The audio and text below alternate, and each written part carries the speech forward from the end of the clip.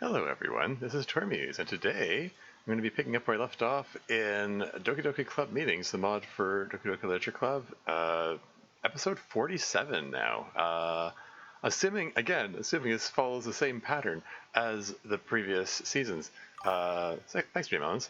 This will be the second last episode of the season, so and I guess of the entirety of the mod. So cool. Let's see where this goes. It looks like it's the usual splash messages. Not expecting anything different here. Yep. Okay, I agree. Go ahead. What's this splash message today? Oh, right. Hello. So...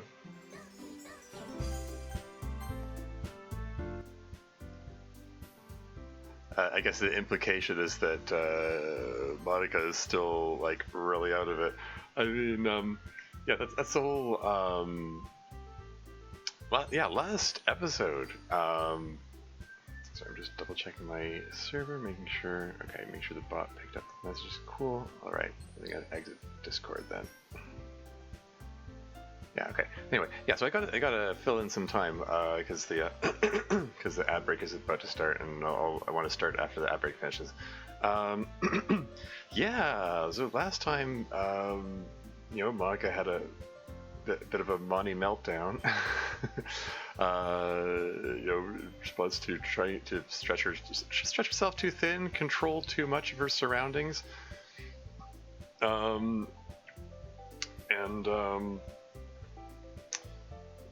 yeah, I'm sure there's bound to be some kind of fallout from that. It's like, yeah, it's really playing into the fact that she's, she's just trying to control everything in her surroundings, like, yes, she has all these schemes going on, and it's cutting so much into her sleep schedule that she's only getting 2 hours of sleep a night. Hey, that's weirdly relatable. No, I'm kidding. Yeah, speaking of sleep schedules, which are a mess. Anyway, yeah, alright, I need to keep stretching my wrist while I'm talking. Anyway, yeah, the wrist injury is still healing slowly, so, but you gotta keep an active role in exercising it. Anyway, yeah, so, yeah, particularly the fact that she blew up on Ryan is troublesome, but probably even more troublesome is the fact that it kind of makes you wonder, like, should she really have the presidency when she's in this state? I mean, she has the like the end of the club meeting, she's like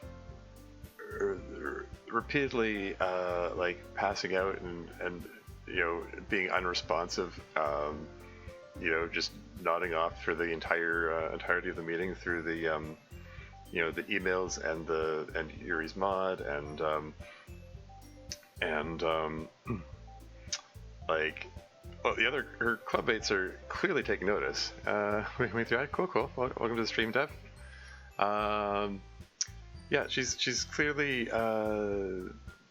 struggling to keep it together for the whole thing, and it's like, wasn't the whole point of changing the presidency around from time to time to save people from the save Monika and others from the burden of the mental stress that it has. Welcome back.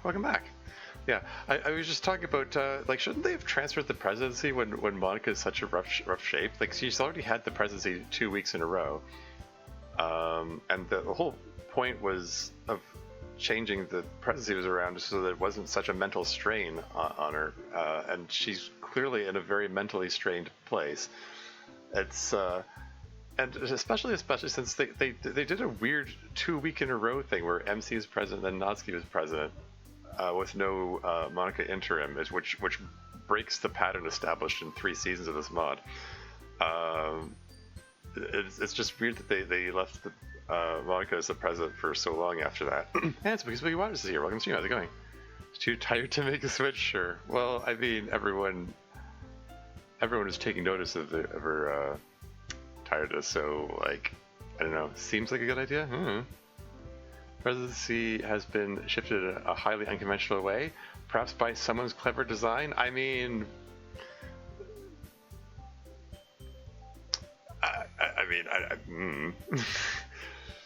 like, I don't know what to say about that. Like, it feels like you're gesturing in a spoilery direction there.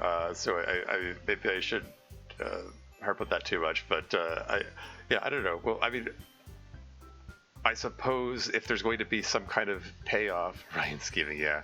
I'd say, well, yeah. I suppose you seem to be indicating or implying that there's going to be some kind of payoff for this later on. We'll see. I mean, I'm commenting on it because it's there, and it's seemingly intended to be commented on. So there you go. I think for future oriented anyway. Sure. But yeah, the blow up at Ryan though, like, he's been like incredibly deferential since he started living there. Like, he didn't want to live there in the first place. Like, he impressed upon Monika pretty, firmly, pretty stringently, really, that he doesn't want to be a burden to her, and it's going to be like, his presence there could be a problem in a lot of ways. People talk and whatever. And then we've had two instances of Monika like shoving Ryan in the closet as soon as someone comes to the door, and also two instances of Monika just blowing up at him and yelling at him. And like, Ryan takes it in stride, seemingly. Well, at least the first time he took it in stride. The second time he just kind of becomes silent and walks away. And it's hard to read what his reaction to that instance is. But I don't know. It kind of makes me wonder. Like, he left his foster home. We don't know the circumstances behind that. Hey, Negative Tears here. Welcome to me. How's it going? Ryan used to hang out in odd confined spaces. That's yeah. I don't know. Like, we don't really know what his home life was like in the foster home, but the fact that he left and apparently is content to sleep on a bench. Well, maybe not content, as maybe that's not the right word, but like, sleeping on a bench rather than considering going back to his foster home. It makes me wonder if there's some dark past there that he's trying to avoid. And like, maybe the fact that he just takes it in stride when Monika yells at him is it could be interpreted as a sign that he's used to being yelled at, like, by foster parents and so on. Ryan just like, so do you want to yell at him? I mean, it's possible too. I don't know. It's like, it's hard to say how he's going to react to the way Monika, like one of his immediate reactions to like Monika blowing up on him about coming out of coming out of hiding too early was he said, like, hey, if this is like, if this is too much for you, I'm fine to go back out again, and she's like, no, I would never be as cruel to as to put you out in the cold. But I don't know, it puts Ryan in a rough spot, because it's like,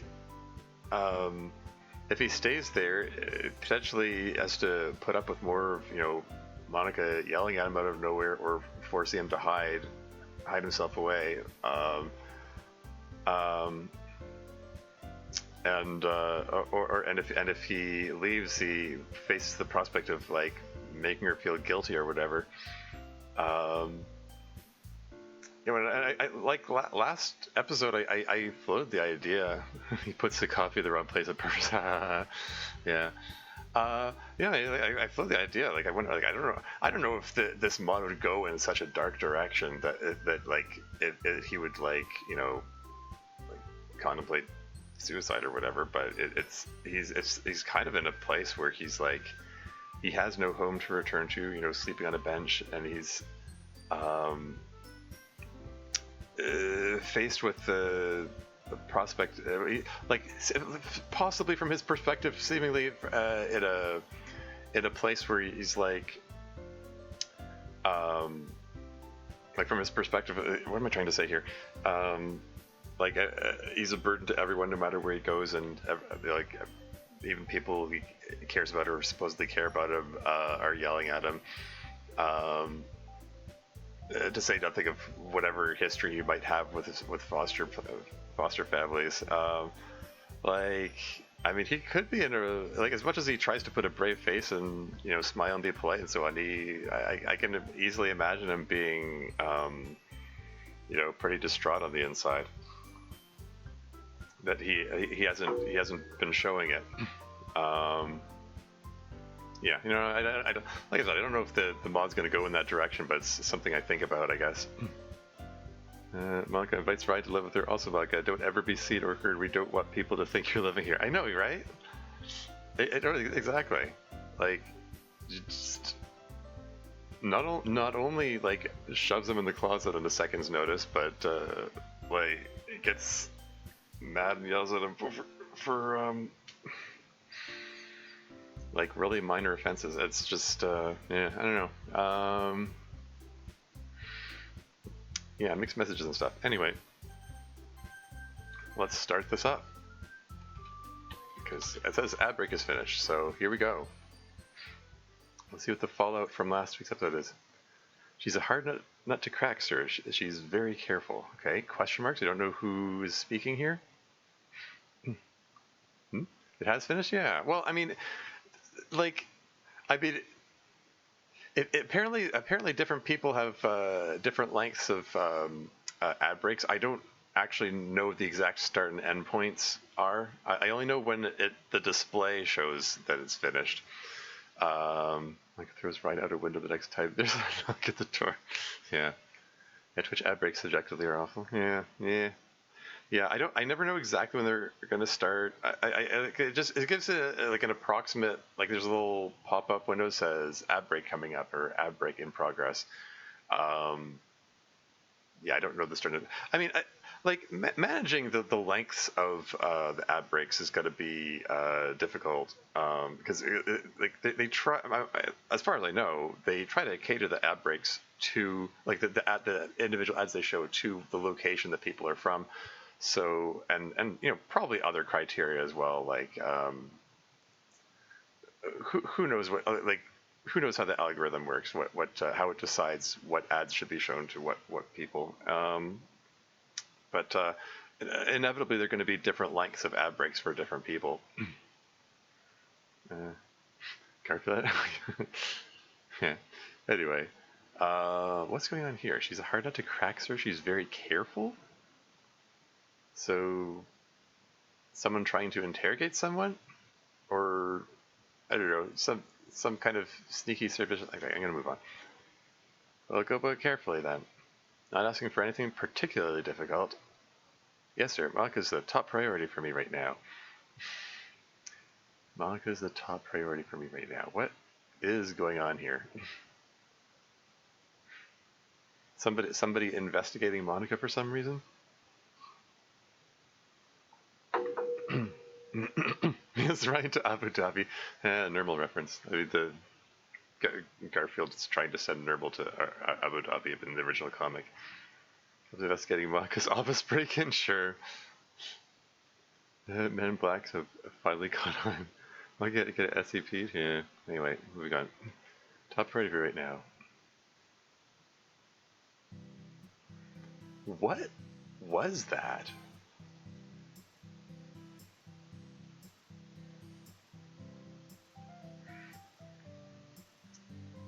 So two of the lines are in italics, so I guess it's two different people talking. Brenda tracks her. She's very careful. So someone, I don't know, someone doing some kind of spying on Monika for some reason. She's very careful. Or is this, maybe this is Monika's dream sequence. She's imagining being persecuted by some kind of shadowy organization. That's why she has to, it's part of her controlling behavior. I don't know. Anyway, moving on. Miss Ida is on the phone. No problem, not today. Sorry, no, probably not today. The old literature club is coming to school. Oh yeah, that was the thing that was happening, isn't it? Yes, of course she is. No, of course I wouldn't. Hmm?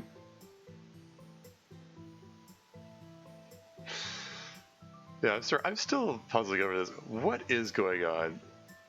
Like, there are hints that stuff is going on behind the scenes.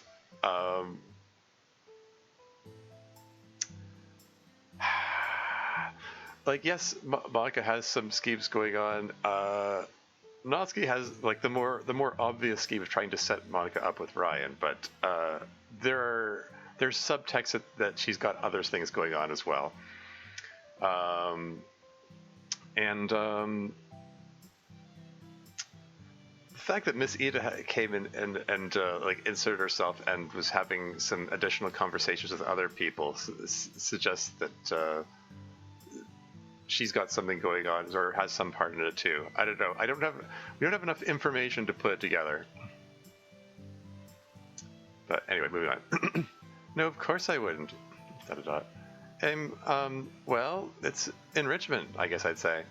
They're going to do a club with the new club, so that the new club can learn from their predecessors, I suppose. Should be fun. Mm-hmm. Makes sense. Well, after all the club stuff is done, should work, okay? Now go get to work, silly. Get back to work, silly. She hangs up. After the club stuff is done, is she talking to her maybe semi-long distance boyfriend, or probably not today? Anyway, she hangs up. Phew. Need to try and speak to the old club before we start. Remind them to be on their guard about speaking too freely. I mean, hopefully they would be aware of that. I mean, they're returning to their old school and they're going to be surrounded by other students. Maybe JT's someone closer than we think? No, maybe it's someone closer than we think, yeah. Anyway. They've probably gotten used to talking about reality loosely again. Still, it will be nice to see them again. Been so busy since the school year started. It feels like all my interactions with them have been negative since I found out about Ria. Well, that's not quite true. They still include me in the emails sometimes. Don't quite know why, but that makes me really happy. Alright, time to get ready for the day. And back to Monika. So how is Ryan gonna react? Is he gonna, like, just immediately leave? Probably not. I could see him finally deciding to take Kenzo up on his offer. I sort of suspect that he's just going to stick around here, though, and try to figure out some way to talk to Monika, maybe? I don't know. Something that'll move the plot forward. Yeah. It is including her in emails of positive interaction. Oof, absolutely brutal. Oh no, we're expressing some negative impressions about the email sections of this mod. Perish the thought. Might consider the punishment. Oof. Anyway. Yes? Is that you? Yeah, it's me. Can I come in? Sure. She's just gonna act all happy and pretend that... I mean, this has been like a week or two as a lapse in between them. It's not like this is the next day here. But I guess Ryan's stuck around. I mean... The fact that Monika had to ask, is that you? Like, who else would be knocking? But whatever. Anyway, thanks. Just checking on you. Again? It's really not necessary, you know. I guess I really startled you when I yelled at you. I know that wasn't like me, you've already said so, but I'm fine, I promise. No, I'm not checking on you because of that, although that was also not great. You're here because you don't appear to have slept this evening. At all. Again. I'm fine. It's an all-nighter. College students do all-nighters all the time.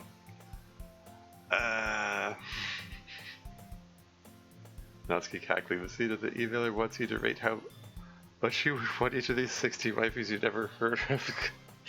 Take you on a trip to the grocery store? Yeah. I mean, this is super far off from some of the emails anyway. Yeah. This rationalization, other people do it, therefore it's okay for me to do it. Such a weak rationalization, but whatever. But not a bunch of consecutive all-nighters, Monika. When was the last time you slept at all? Well, remember when I slept like 15 hours straight? That was a good long time, right? Plenty enough to tie me over from... that's not how it works. That's not how it works. Just joined. How are you doing? Oh, cool. Welcome to the stream, Flower Goddess 12. Yeah, it's good. Mod is good. Are you familiar with club meetings? This is we're 47 episodes deep into an episodically released mod, so this is very late in the series here, but it's good stuff. I highly recommend it. Ida, why would you ruin a perfectly good horse like this? Okay, that's why I'm so confused. Well, yeah. Yeah. Yeah, this is a new character. A number of new characters were added over the course of this series. Anyway, moving on. Plenty enough time to tie me over for Monika. That was this past weekend. This Saturday at 4:30 p.m. to be precise. It is Wednesday. You've been way more than 72 hours without sleep. 89 or so? Oof. Oh, wait, really? That's 3 days. 3 days without sleep? I would have thought that two consecutive all-nighters was already brutal, but 3? Yeah, it's saying that, oh, I got 15 hours of sleep back then, so that should tie me over. Like, no, that's not how it works. You need some measure of regular intervals of sleep. I didn't ask because I did that once and I got an instant kick for being a troll? What? So I was just asking, haha, I know the regular game, but this is new to me. Oh, okay, yeah, it's a mod. I mean, it's a mod for the game. The modding community for DDLC, Doki Doki Literature Club, is pretty extensive. There are hundreds of mods out there. I believe this one is one of the better written ones. It's called Club Meetings. Despite being long, it never gets boring. So it's one that I can highly recommend if you're okay with a time investment, because it's taken a while for me to get through this. A college student thinks they can get away with this little sleep. Oh no! Like it's just a dude bumping into the store. That is Wednesday. Yeah. Gets boring in the middle of each episode for like 500 lines or so. Oof! Wow, you're like really coming down hard on the email sections lately. Yeah, Crazy Kaylee is the author of the mod, incidentally, Flower Goddess, just in case you're wondering. It's so cool. I just know the regular game, and I love watching people experience the dark twistle. Yeah, that was me for a while. Like when I first got into the game back in 2017, I watched a whole bunch of other like let's plays of it because it's always fun to watch people react to it for the first time. Committing to the email bit, yeah, fair. Well, just basically about what if the mod continued past the original stop point, but everyone knows it's a game. Yeah, exactly. Well, everyone in the club knows it's a game. They're trying to keep a secret of the nature of the game from everyone else, like all these new characters who keep showing up. I'm going for 4 seasons now. They started college this season. Yeah, I have to keep up the masquerade. Masquerade. Anyway, 89 or so. Da-da-da. Look, see, I'm really okay. I can do math in my head quickly and everything. Yeah, the only time it really gets difficult is between like 4:30 a.m. and 7 a.m. Then I really do feel pretty bad. But right now I'm riding the morning circadian upcycle. I'm fine. Go to sleep, Monika. Right now. Sure, you can miss a day of classes, and your club will be fine for one meeting without you. Actually, they won't. We're doing club at an unusual occasion today. We're going to visit the old high school. I kind of need to be there to liaise between us and them. The pause. 6-7 hours? Oh no. I was in Phantom of Records anyway. Yeah. Masquerade, every face a different shade. Masquerade. Dun, dun, dun, dun, dun, dun, dun, dun, dun. I don't know the words. I don't actually know the words to the song. I saw Phantom of the Opera a few times though. Anyway. Sorry, bear with me. For 69 hours are so nice. Just found it this year, maybe 3 months ago. Okay, I love learning new things, but man, are people rude about it sometimes? Really? Got kicked for asking about Marvel Rivals? Literally didn't believe I just learned the game a few days prior to. Okay, it's weird. How do they feel about that? Hide your face so the world will never find you. Right, thank you. Varyingly, yeah. Guess we try to get along and push forward to lives. Yep. Could be on the upset end of the spectrum. I mean, yeah. Natsuki was the most upset. Yeah, she's yeah. She did have her blow up at Monika at first, and she's just kind of weirded out by the whole game thing. You want to tell the whole straight the mod in Torby's chat? Yeah, it's like I said, 47 episodes deep in this thing, so a lot has happened. And while you're here, I suppose I can't resist the shameless plug. I've made some mods of my own.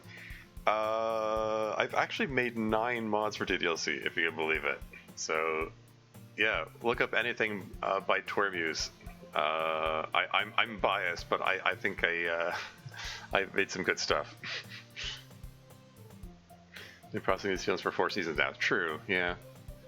No problem, just love a brief update so I can engage if I will be able to follow or not. Don't have a PC like game on PS5. Well, yeah, okay. I mean, yeah, I guess that does put a damper on the ability to play mods. Can you confirm for response? Well done. Thank you. Anyway, moving right along. Where was it? Need to be a liaison between us and them. And Ryan's like, I don't know about this, Monika. Oh, and there's fencing later. I'm also everyone's ride to the old high school today. You're going to try to drive on 0 hours sleep in the last 89, the last 80 something? It's fine. Monika, I don't know. It's a very short drive, just a couple minutes. Honestly, we could probably walk there if we had to. You do make a good point, though. By the time we're supposed to head over there, I could be out of it. I should think of that. If that happens, we can all take the bus, I guess. Or just walk, if we can leave early enough. Then I'd have to check and see what everyone's schedule is today. Oh, and we also have fencing practice today. Wait, that's the other thing I wanted to comment on. Like, Monika's drive to control everything on a level where she's personally single-handedly doing the setup and takedown of the fencing class. And it's like, of all the things that she's taking on herself, like, that is one thing that would be super duper easy to delegate. Like, especially because she has MC and Natsuki present there. Like, get them to do it. Like, what are you doing? Teresa wants to stand at Eccles Standard Time? No, thank you. Husband is thinking we should get a PC because of the types of games I have interest in. Well, hopefully soon. Yeah. I mean, I'm a PC gamer. It's nice to have. What can I say? Actually, some people probably have taken advantage. Some have changed their mind on their position on the information. Some of them probably are still having an incredibly hard time. Yeah. Like it's both operating a vehicle and managing a weapon today, huh? Oh no. This is when you put it that way. Yikes.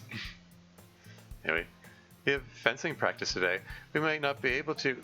Monika, seriously, you need to just stop and rest. Put down all the responsibilities for at least one day and get at least 12 hours of sleep. 12 hours? I wish I could, but Ryan, while I appreciate you looking out for me, I am capable of running my own life. I know what my limits are. Do you, though? Do you? Do you know what your limits are, Monika? Are you sure about that? Are you sure you know what your minute limits are? Then again, I mean, as president, maybe she can just alter her character file to make herself not tired. Although, like,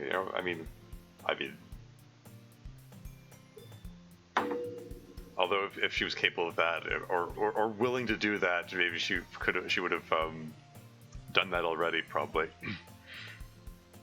She's the kind of thing that she's probably going to make an excuse about. Oh no, I don't want to tamper with character files anymore. That would be unethical, or I have qualms about it. Yada yada yada. Anyway. Also, we have PS5. You can watch all club meetings on YouTube now. Yeah, true. So I experienced it. I'm going to do another driver of a car. Yeah. Yeah. Miss, I know what my limits are. I mean, after her blow up last week, I mean, I don't know. Could use a car to start at the same time. Weapon, right? Ooh. Yeah. Anyway, like it hits her opponent with a car in fencing club. Anyway, I'm gonna resist the urge to comment on the whole Renee Good situation. I'm gonna move on. I know what my limits are. I'm not quite there yet. Just need to get through today, and then I can probably think about some long catch-up press days. Okay, I will comment on Renee Good. It's ridiculous that they're claiming that she was using her car as a weapon. It's all bullshit. Excuse my language. All video footage, including the footage from the camera of the guy who shot her, shows her turning the steering wheel all the way to the right to try to avoid hitting people. There was no one in front of her car. It was just cold-blooded murder. Okay. I got my requisite politics talk in there. Sorry, I venture off on tangents. That's something you'll have to get used to, Fire Goddess. Anyway, if I can get an idea what the mods for this game are like, I'm not well informed in the modding arena and would want to watch some people first to get an idea. Cool, yeah. Is there any other...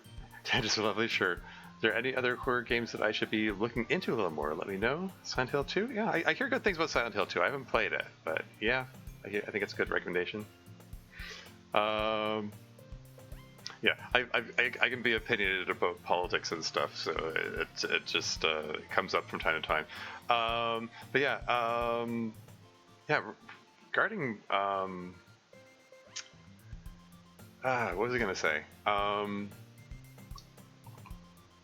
Yeah, regarding the modding community, I mean, it's a real mixed bag. Like the how do I put this? Like, what was it, Sturgeon's Law? Like 90% of everything is shit. I'm kind of joking. I'm not saying that the mods are all bad or anything, but like I said, it's a mixed bag, and because you have to go in with the right expectations, because it's amateur writing. Like the mods are basically ascended fan fiction, you know, and everyone has different ideas about what the canon personalities of the characters are. So you get some wildly varying interpretations of what the characters are like. And also it's mostly a bunch of teenagers and, you know, people inexperienced with life in general writing these things. Yeah, like I said, amateur writing, so you just have to go with the right expectations. The quality varies, but there's some good stuff in there if you know where to look. Halo 2 is my second favorite horror video game. Oh, after DLC. Oh, neat. Going to? Huh. Not really joking though. I mean, yeah. You got me There. Silent Hill and Resident Evil aren't my two favorite horror games to learn about. I know some but I like niche horror a little more than mainstream. Okay. There are a lot of terrible ones, but there's some very good ones too. Yeah, Club Meetings is definitely an outlier for DSM quality. Yeah, I'd say so. Didn't grow up reading fan fiction, so I have a little harder time with amateur writing. Well, but it's something I try not to be a snob, but I can't be for sure. I try not to be too. I was a moderator of the DDLC modding community for 3 years, so I did my best to be a proponent of the idea of expressing creativity and not putting restrictions on like what people can write about and stuff, and just being free to experiment and do neat creative stuff, and encouraging people to express themselves or whatnot. But like it doesn't mean I like all the content of what ends up getting produced. Like I try not to be a snob about it, but there are some creative works in the community I could name that like make me go, okay, yeah, this really shows that this person doesn't have experience with the subject matter that they're talking about. Answers DSC is DSC is the most effective horror I've ever seen in a video game. Yep. Whoops. The only way to get better is to suck. So you gotta get people permission to suck. Yes, that's a good point. Yes, every step in the process is important. You only get better with practice. You just have to keep writing, and be able to recognize what is good and helpful and constructive feedback. Because if someone just tells you your work sucks, that's not helpful. Hopefully you get some friends or people willing to give you feedback that tells you what to improve, and then you just get better from there. Hopefully. Love literature, lol, so I can appreciate it. Some good-ass writing. I try to read pop fiction, but I tend to like it less. Yeah. Anyway, moving on. I just need to get through today, and then I can probably think about some long catch-up rest days. Ryan still looking on concerned and disapprovingly. Curious what Termes is going to play next, or do you switch it up? I do switch it up. I do. I try to play a variety of stuff on my channel. Lately, a few months ago, I had an accident where I broke my wrist, and it's still healing, and that's cut down on what I'm able to play video game wise.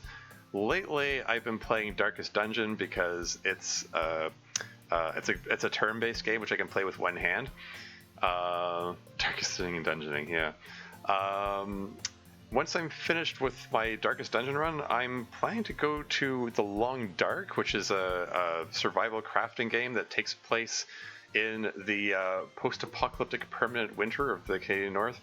I think my hand has healed to the point I might be able to get away with playing that one. We'll see. I'm going to give it a try. Yeah. Got Silksong still in the back burner from the wrist. I know. I want to get back to Silksong, but I might be able to play it now, but like my hand, like it feels really sluggish. Like I've tried playing a bit of Hollow Knight earlier, and any prolonged playing with this hand is just it gets increasingly stiff as I go, and then it's like my fingers aren't less responsive than I want them to be. Like, so playing like the fast frenetic combat that is in Silksong is difficult at the moment. It's sort of doable, but it's like if I'm gonna play for a few hours at a time, I just think I need to give my hands some more time to heal. Sorry about that. Yeah. It sucks, but what can you do? It's been really slow to heal. Like, it's been over 3 months since the original injury, and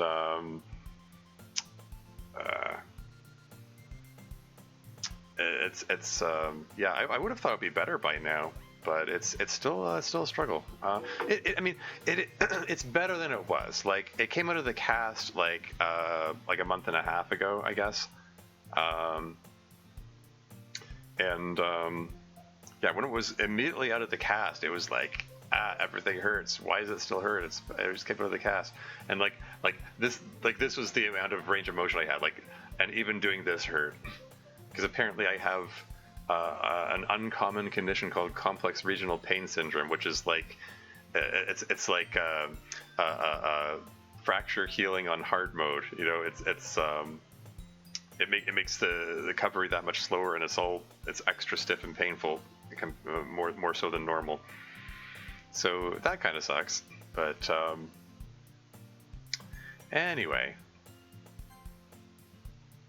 moving right along. Like, who does Monika think she's fooling with this?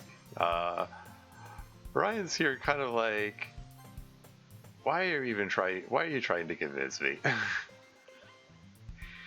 Whatever. How far is he going to push this? It's fine. I'll be fine. You don't need to worry. I'm worried. But like you say, it is your life. I hope you're right. I'll be at class today, but if you need help, call me, okay? No matter what time it is or where you are, I'll come running to help. Monika blushing at that line there. I really can't convince you to just sleep today? No, you really can't. I do appreciate your effort, though. You're very sweet. And I'm glad you live here. Oh yeah, that's the other thing, Flower Goddess. So, Ryan and Monika have some kind of quasi-romantic tension going on, because Monika found out that he's homeless because his parents passed away and he ran away from his foster home for some reason, and she took him in. He's sleeping in the guest room, but that's caused some tension, maybe romantic tension, and also other tension, because she's afraid of certain people finding out that he's living there. Right, okay, buddy. Yeah, cannot be emphasized enough that this is definitely not a romantic thing, strictly platonic. Of course. Anyway, and I'm glad you live here. Monika kisses Ryan on the cheek. Oh wow, she really is sleep deprived. You know, I've heard it said that sleep deprivation has an effect on the brain that's similar to alcohol. I don't know how true that is. I mean, they say that alcohol makes you, do and say the things you secretly want to do, but you normally stop yourself from saying and doing, because it releases your inhibitions. Lowered inhibitions, exactly. Friends kiss each other on the cheek all the time. Totally normal thing for platonic friends to do. Natsuki told me so. Exactly. Anyway. Have a good day, okay? Take care of yourself. Why did... Oh, man. Okay, and Natsuki's in her dorm's washroom, I guess. Let's see. Handing my teeth. How's that fang looking? Hell yeah, I slay. Sometimes being an anime girl is pretty cool. Finally, there you are. Couldn't find you or Yuri anywhere. Oh, hey, yeah, Yuri already went out. I'm just getting ready for the day. What's up? Like, his actual plan is to adopt Ryan? Can you imagine? That's why she's going through the school paperwork. Anyway. Yeah, getting ready for the day. What's up? I'm supposed to give you this. Oh, she's getting a summons? There's gonna be, the college talked to her about her roommate situation. Yeah, sorry. Thanks. Good luck. Huh. Let's see. Blah, blah, blah. Please take notice. Blah, blah. Non-disciplinary hearing on a violation of the student code of conduct. A non-disciplinary hearing? That's, interesting. It suggests that they haven't reached any conclusions yet, but they're strong enough suspicion to have a hearing about it. Getting subpoenaed, indeed. Like I said, it's a summons. Yeah, I don't know. Like, she could just. I still say that the possible solution is just quick break up with Yuri and then get back together afterward, after the hearing, so that Yuri technically doesn't have to lie. Anyway, non-disciplinary. Like hell, it's non-disciplinary. Blah blah blah. Housing alterations. Blah. Hearing next month, huh? F. Well, I guess it was good while it lasted. We can still see each other after all. We just won't be living in the same room anymore. Yeah, it's not so bad. I should just be grateful for... Aw. Natsuki, no.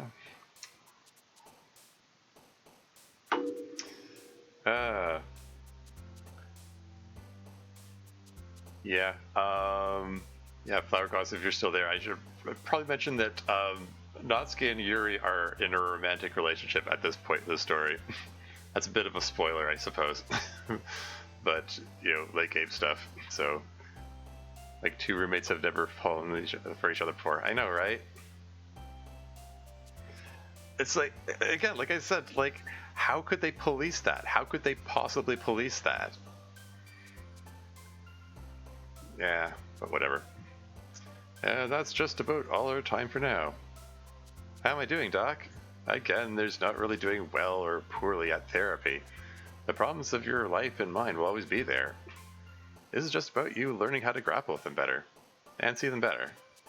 Yeah, so am I seeing and grappling with them better or not? It's such a loaded question. Like, how is the therapist supposed to answer that? Like, it's sort of an ongoing process. Yeah.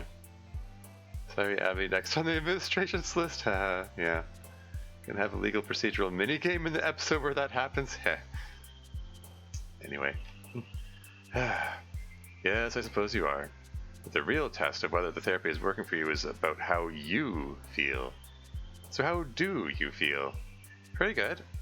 I mean, I still have nightmares, but not really any panic attacks. Just quick breath as you describe it. Just quick breath as you say? Yeah, but it's not overwhelming like it was before, so I think I am getting better.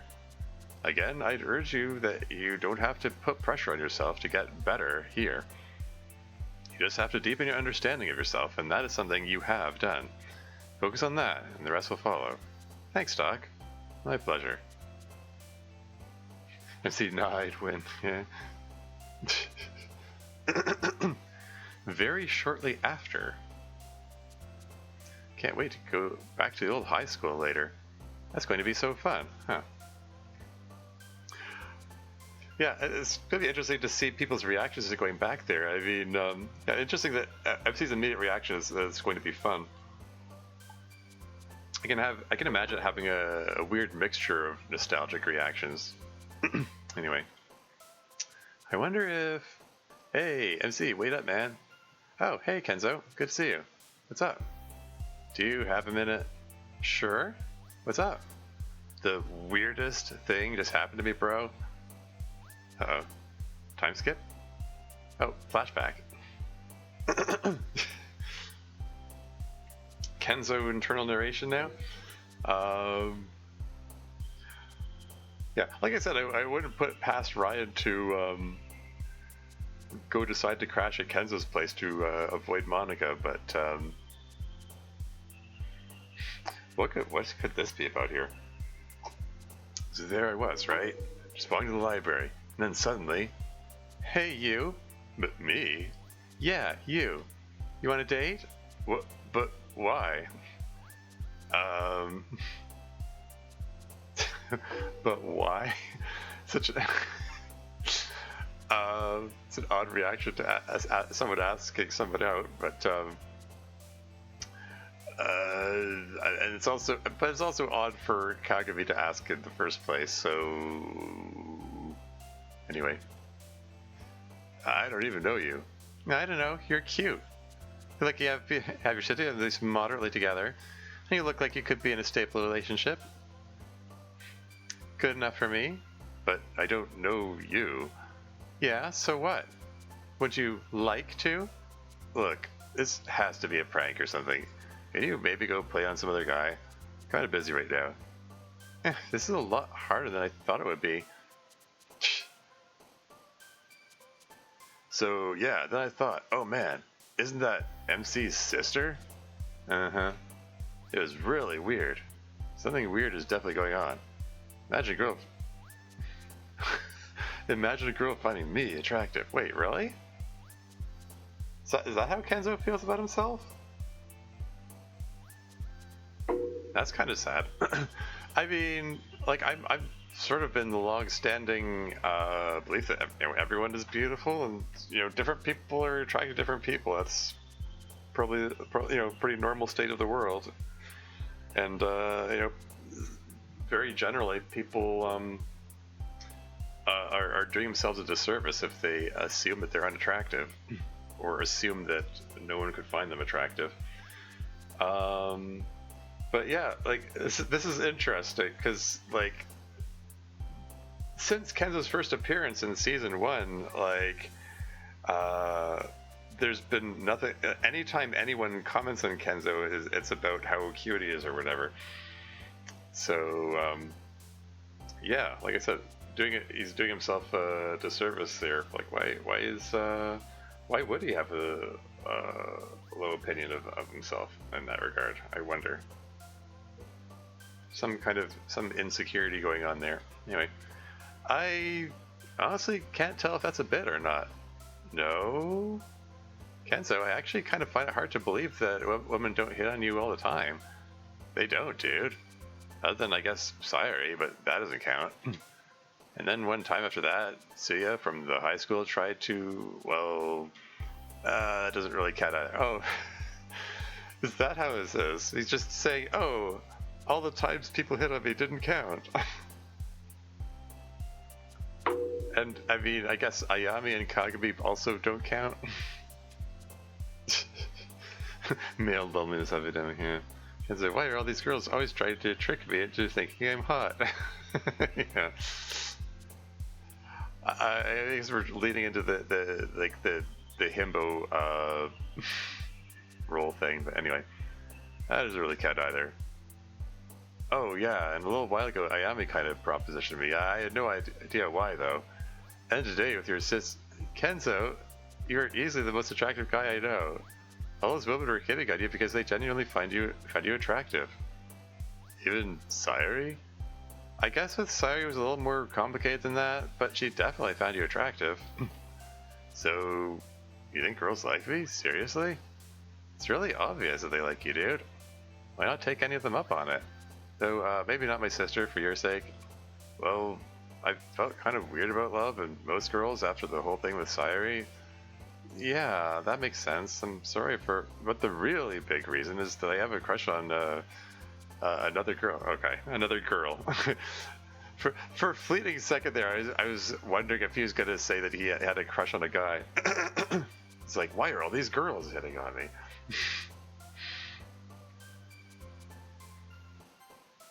It's like, oh man, it's only girls. Anyway, especially sorry, but let's not get into that. Yeah, crush on another girl. There was didn't Ryan make a comment that Kenzo had a thing for Monika at one point? On you, you. Oh, can you imagine? Aw. Oh, so why not go ask that girl out? With you, she'd definitely say yes. No, I don't think she would. Not this one. Why not? She's a little out of my league, I guess. Yeah, I mean, just the use of that phrase is foreshadowing that he's talking about Monika, right? I feel like we just established that you have no idea what your league even is. Yeah, maybe, but even then, one of my best friends likes the same girl. Yeah, like we're steering closer and closer to this notion that he's talking about Monika. Yeah, yeah, I can't imagine like Monika going after Kenzo. I mean, but then again, I can't really see her going for Ryan either. So, I mean,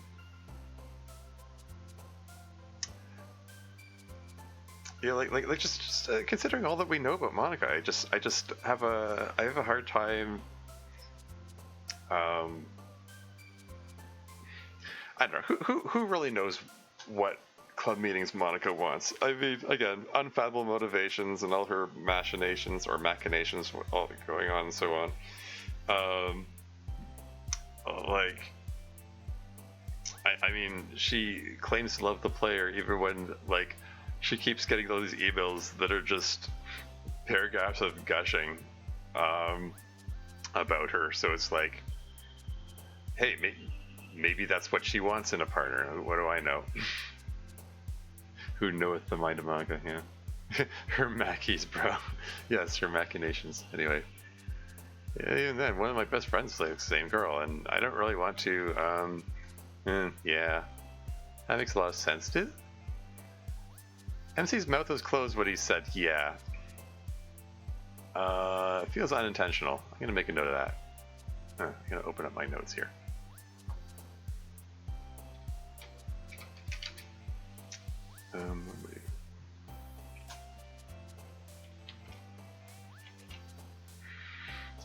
Kenzo is a gentleman and attempting to be a scholar. Yeah, right, that makes a lot of sense. Bro code. So what? You're trying to get over that crush before you get romantically involved with anyone? Yeah, I guess so. But really, I kind of wanted to ask you about Kagami. I mean, even if I am apparently attracted to girls, it doesn't really seem like the sort of thing she would do. I mean, yeah. So, you're her brother, right? Do you have any idea what's going on with her? Yeah, I think I do. It's probably not anything you can help with. I should probably talk about it with her. Cool. That's all I was really looking for. Seems like a cool chick. Wanted to make sure all was well. Not sure cool is the word I'd use, but I'll talk to her, Kenzo. Thanks for giving me the heads up. Of course, man. Bro code. Hey, is this going to become another bit? Bro code. Yeah. Yeah, we don't really get to see a whole lot of MC interacting with male characters in this series, but so unrelated. But how does Monika feel about drifting? Amazing. You have to get the car reference in, of course. Anyway. Me and Ryan and a couple other guys are going to do a little console LAN party this weekend. Just for boys only. Ryan said you might be down. Do you maybe want to... Oh man, definitely. What are the games? Well, we were thinking about a few. Cool. LAN party. I haven't been to such a party in like forever. It really is only one such party, really. But it was kind of neat. Oh no, even Tormuse is pointing out how dated my references. What, the LAN party? Oh, is it? I suppose. I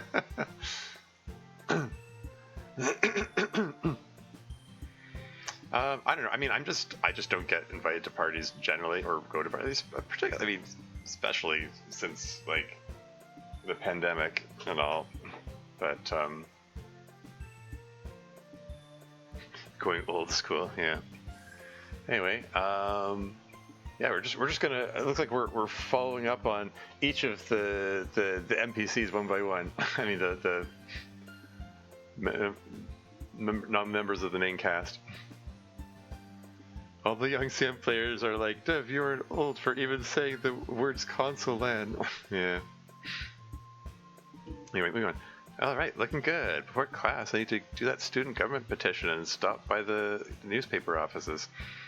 Then after class today, I need to pick up some more water and also a Valentine's gift. Oh, hey, we're acknowledging Valentine's Day? Oh, yeah. I didn't...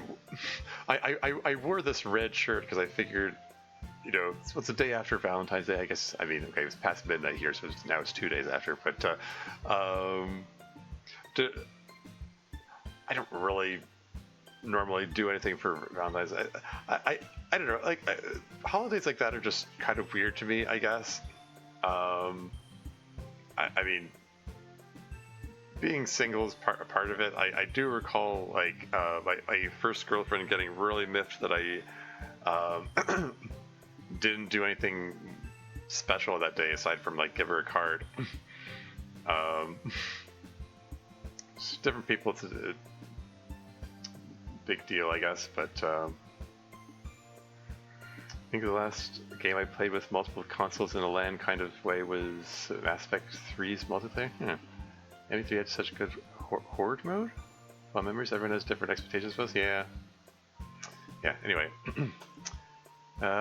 Also, Valentine's Day gift. We'd have to really hustle today, get everything done in time. Man, it really is February already. Time really flew by this year. Yeah, tell me about it. The secret knock. Yeah, I had a feeling Natsuki was about to show up and or call to be a mess about the whole non-disciplinary hearing. Come on in, babe. Hey. Hey. What's wrong? I don't know. A lot of things. You want to talk about any of them? Yeah, I guess that's why I came here. Chasing the ME3 high for 14 years? Yeah. 14 years? Really? Has it been that long since Mass Effect 3 came out?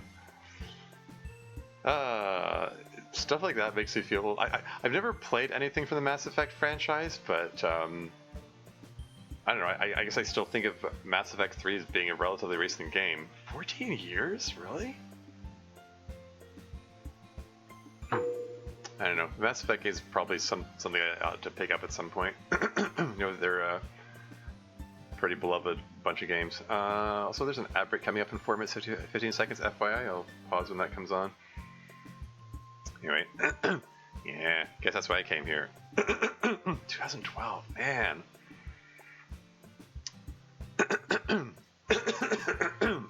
Excuse me.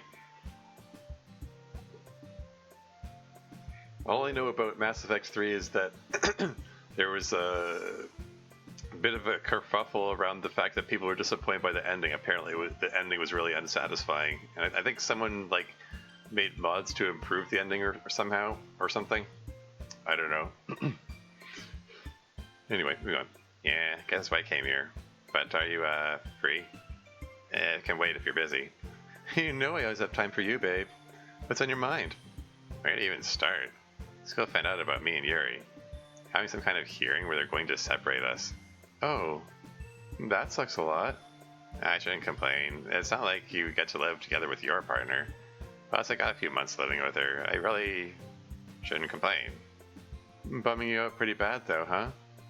It's a valid feeling. You're allowed to feel sad that you don't get to live with Yuri no matter what my situation is. Is there anything you can do? No appeal or anything?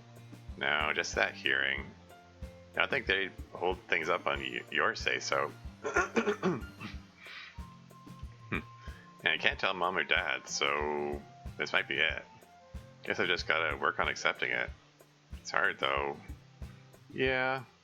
At least if you're thinking about accepting it, you're already through a lot of the pain of it. Maybe. I was actually crying about it a little while ago. I could tell, I just didn't want to point it out. I appreciate it. So, what else is bothering you?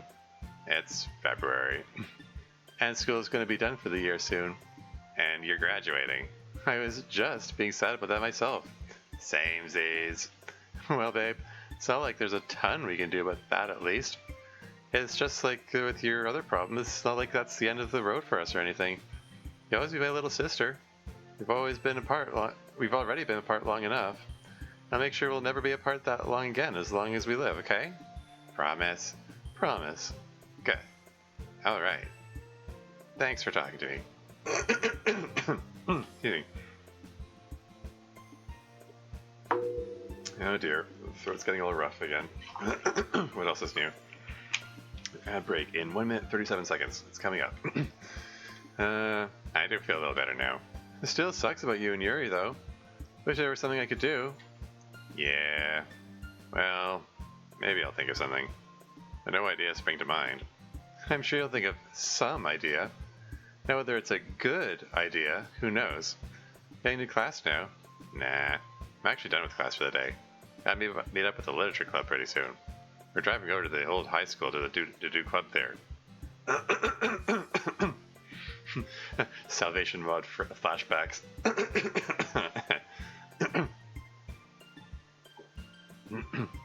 Something about Monika giving a ride while sleep deprived. Anyway. We're meeting with the new club and stuff. Gonna be fun. Is that so?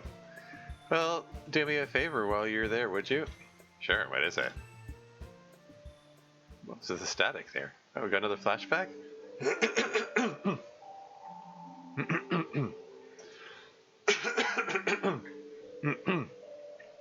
Yeesh. Maybe just take the break early just so I can cough a bit. I'll be right back. We'll find out what this flashback is about shortly.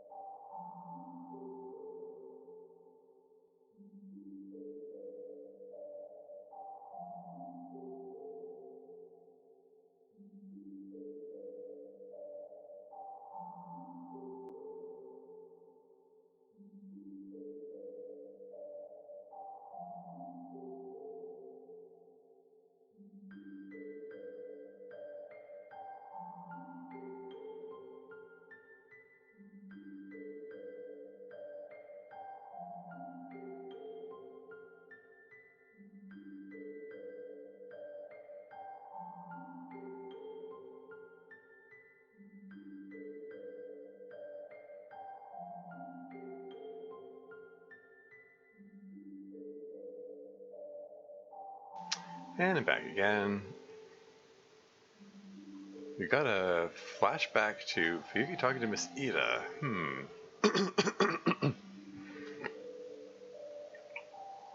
And she's back in her casual outfit again. Before we graduated, I wanted to say thanks again, Asumi, for everything. Addressing her by her first name already. It's really nice to actually get to take your class. For all the time you spent talking to me before. What? Spent all the time you spent ... talking to me before. Wait a second. Is Fuyuki in a relationship with Miss Ida? Anyway, welcome back, thank you. Anyway, Sandy, you did exactly as well as I thought you would do. With chemistry or transitioning. Oh, right.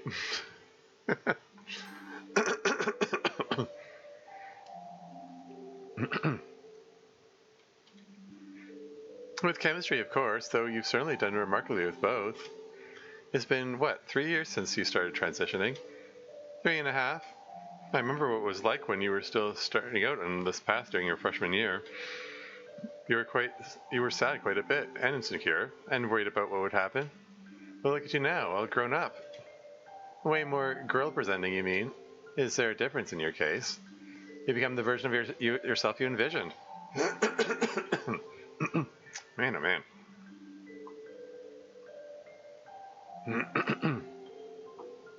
Yeah, it's just not going away. It's just not clearing. Oh well. The version of yourself you envision, not just gender-wise, but as a person. You're skilled, accomplished, and confident. A leader. I'm very proud of you. You overcome a lot of hate and jeers. At the start, a lack of support from your loved ones. Oof.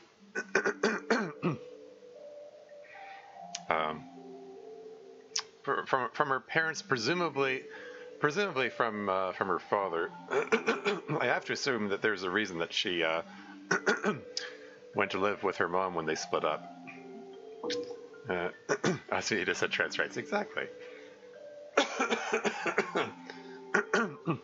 Man, oh man. Yeah, my throat just does not want to clear for even a second here. It just feels just gravelly constantly here. Anyway, lack of support from your loved ones.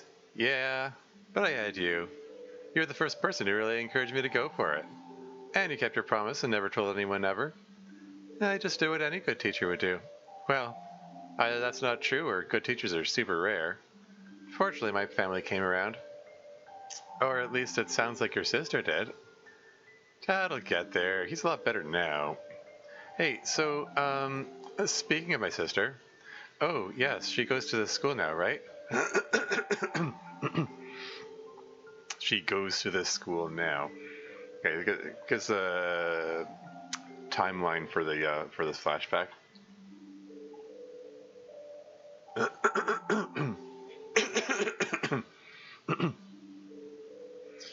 Goes to this school now. Is she just starting out? Like, is this a 4-year program here? So, is this from 4 years ago? Perhaps? Something like that? Anyway. Yeah, she just finished her freshman year, so probably haven't run into her yet. But I'm graduating now. I won't be here for her anymore. And it was hard to see her to begin with, even going to the same school. Because our parents are really possessive about each of us. Oh, that sounds rough. Yeah, parents splitting up who use the kids against each other and so on. That sucks. But, well, she's pretty headstrong. Ever since our parents broke up, she's tried to seem really tough. Sometimes she overdoes it. And gets herself into trouble. I've tried to keep my eye on her as best I can without letting her mom or dad know I'm doing it. But I can't now, and I was hoping you, Fuyuki, I'll look out for her just as much as I look out for any student here. Yeah, I just gotta say, like, is it this setting up, like the reason why, the reason why Miss Ida was like extra concerned about Natsuki in the first place. But then that in turn reminds me of, but in Sayori's mod, the what if scenario suggested that if Natsuki didn't take up smoking, then Miss Ida would not have taken interest in looking out for Natsuki. But then again, that's just from, it was written by Sayori from Sayori's limited perspective, and maybe she doesn't know about this conversation. And then again, Miss Ida says that she's going to look out for any student anyway, so, yeah. Anyway, moving on. Including you. Like I said, that's just the duty of a good teacher. Thanks. That's really a weight off my mind. Just don't tell her I said this. She'd take it poorly that I thought she needed looking after. You know any secret of yours is safe with me at this point. I sure do.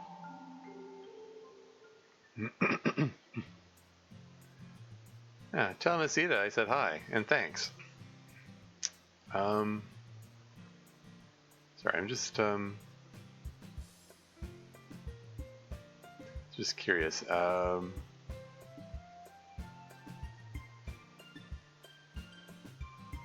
Anyway.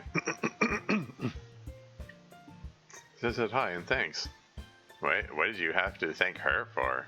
She'll know. Mind your own business. Fine, whatever. I didn't want to know anyway. Have fun at the high school today, babe. Yeah, I think I will. Actually feels kind of nostalgic now. Yeah, that feeling gets stronger as you get older. You're becoming an old. Hate to break it to you, babe, but so are you. A lot sour, though. And, here we are. Kind of nostalgic to be back again. I hope it wasn't too cramped with all of you guys in the car at once. So this look from Natsuki all of a sudden on that line. Not like I mind being cramped against Yuri. On account of how gay I am. Yeah, I thought you were bi. I guess that makes sense. No fair. Why did MC have to sit in the front seat? Why didn't I get to be cramped? Because he's the tallest and it would be most uncomfortable for either him or Yuri to be in the back of all of us. And it was Yuri's turn to be in front last time.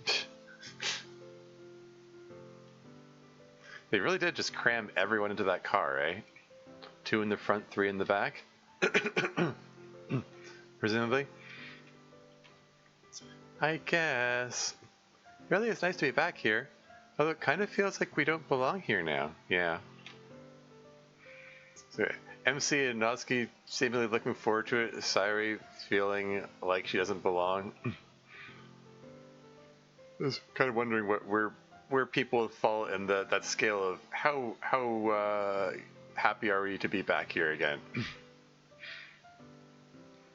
Well, I could also see Natsuki being initially being happy about it, but then finding she doesn't like it as much as she thought she would. Anyway. Makes it feel different. Yeah, I know what you mean. It feels strange to be back now. It was truly said that you cannot go home again. We got a bot in chat. Bye-bye, bot. Ban. It was truly said. Okay. For a second, I was parsing that sentence differently. Like, as in it was said in a true manner. Like, didn't even see the bot? Yeah.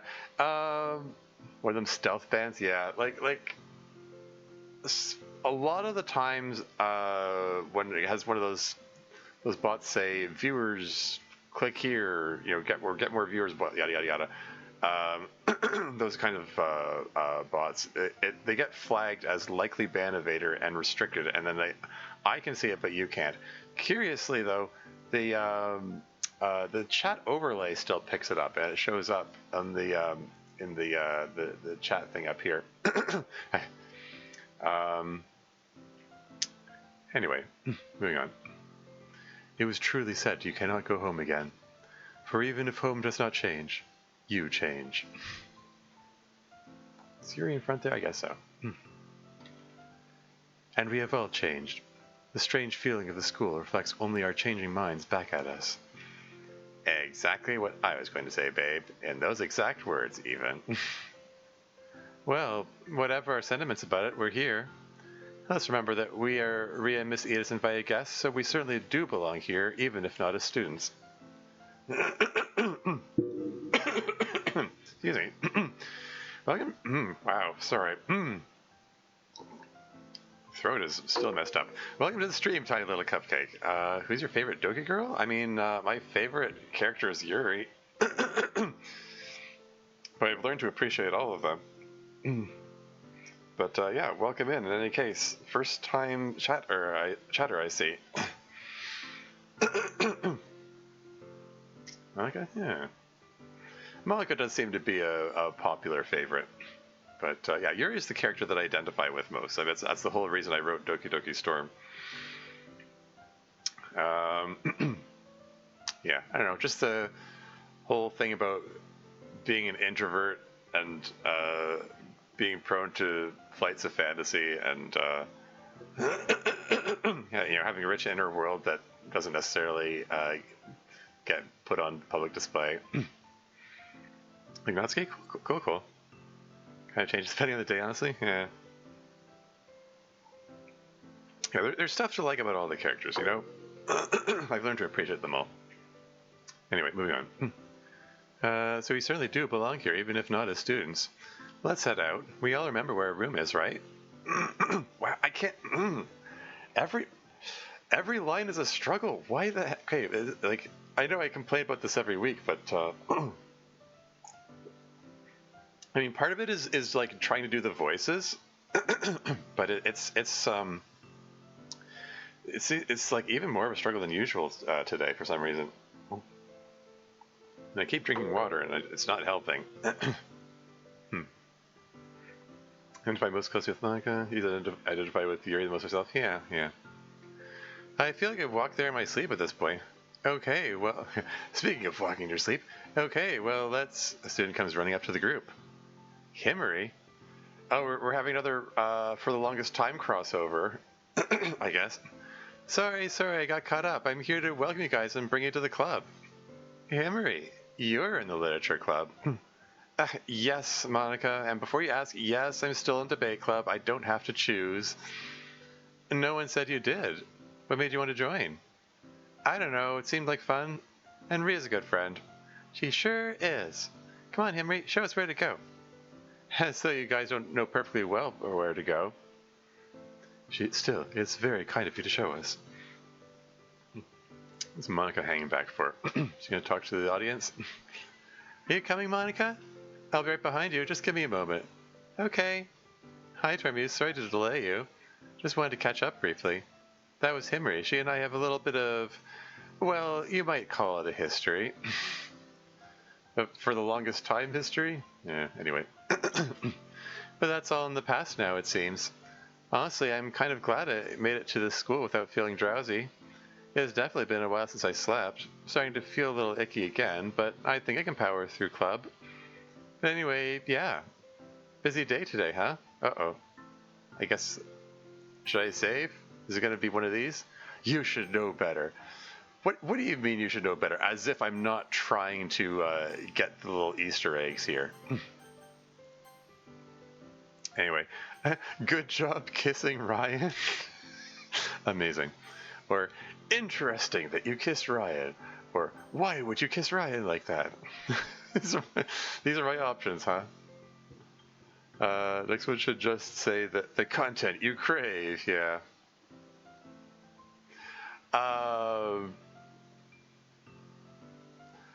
I mean, once again, the options seem to be like the mask-coded option and the more neutral option and the encouraging her option. I don't know. Saying good job kissing Ryan feels weird.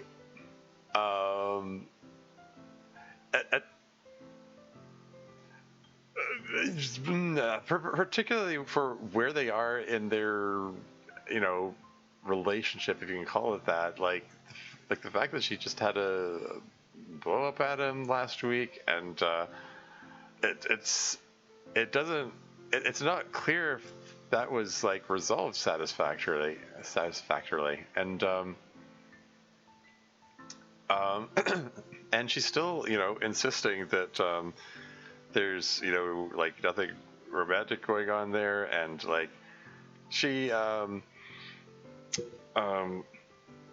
like last time, like she immediately balked at the idea of Ryan looking after her because it implies some level of intimacy, even though like my reaction to that was like, why are you going off of this like you're talking about it as if I suggested he should tuck you in at night, or kind of reaction.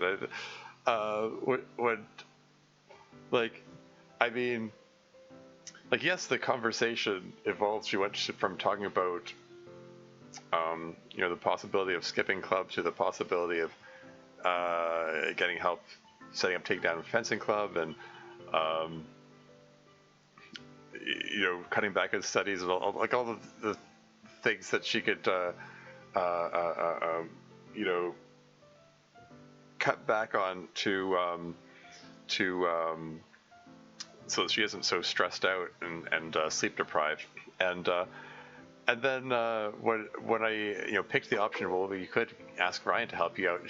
She immediately latched on to like, oh, but a suggested level of intimacy, having him tuck me in at night or whatever. And I'm like, why did your mind go there? Like, why was that the one thing that you latched onto there, man? Then maybe that's that just carries its own implications. That's where Monika's mind goes. But yeah, like she's still sticking with this insistence that there's no intimacy between her and Ryan. Then turning around and saying, "Good job kissing Ryan," feels like a freaking weird thing to say, you know? Like, on the surface, it looks like, I mean, considering it from a meta perspective of, oh, you've got the encourage Monika you get with Ryan option, the, Monika, the neutral option, and the, oh no, I love you, option. If we're looking at it through that particular lens of that particular trinary, then I suppose I'm supposed to pick the good job kissing Ryan option. But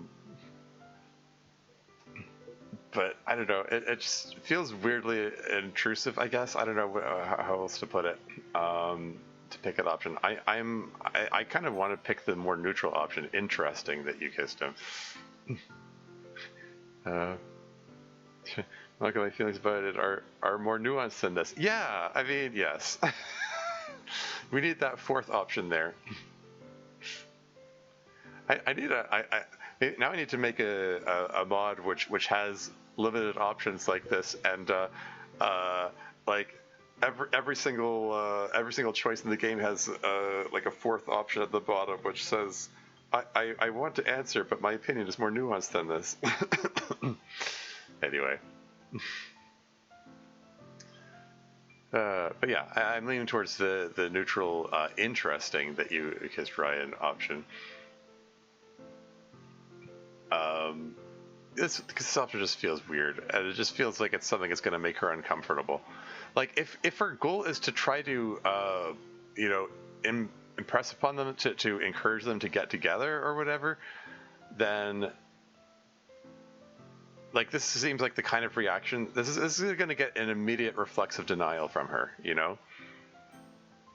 a denial that it meant anything, because that's just appears to be where she's at. I mean, she's given a lot of reflexive denials over the past bunch of episodes, really. Anyway, let's go with interesting that you kissed Ryan. What? I kissed Ryan? When did that happen? Just this morning you kissed above the cheek? Thank goodness it was just on the cheek. It could have been a lot... It could have been a lot more serious? What do you mean it could have been a lot more serious? What's that supposed to mean? What is that supposed to mean? Is she that out of it that she's just, like, completely unaware of what she's doing? Fourth option, go to sleep. Yes.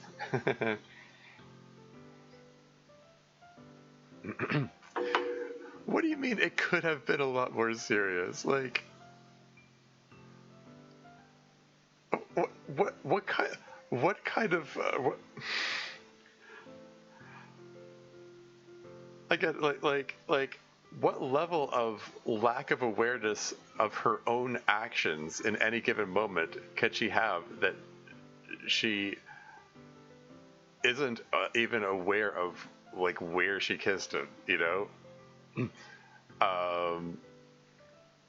And the not so subtle implication that she expects her impulse to kiss him somewhere else. Yeah, very telling comment from Monika. Yeah, I know, right? It's kind of what I'm getting at there. Well, I'm still stretching my wrist here. Yeah, it's not quite. Is that 45 degrees? Is that more than 45 degrees yet? I'm trying to, like, normal wrist flexion should be in the neighborhood of 90 degrees, and this is still a work in progress. Like, there is no noticeable like day-to-day progress, but sometimes like week-to-week progress. I'll notice like, oh hey, last week I couldn't do that, and now I can. So, like, it's slow regardless, but like, anyway, moving on. It could have been a lot more serious, but I don't remember doing that. I have no memory of it at all. Can I save this time? There's going to be the same message here. Hey, let me save. What do you know? So that's exactly 45 degrees? Wait, Monika, you're not sleeping is becoming a medical issue. Sleep. Your lack of sleep is extremely concerning. For tonight, you really do need to make some time for sleep.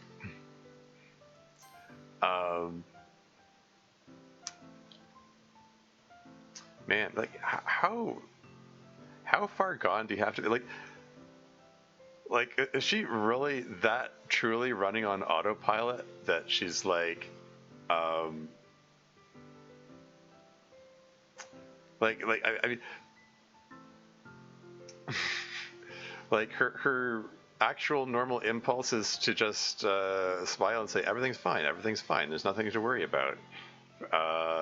And she carried that entire conversation on without having a memory of it. Where's the man? Just stay awake as long as you want option. Right.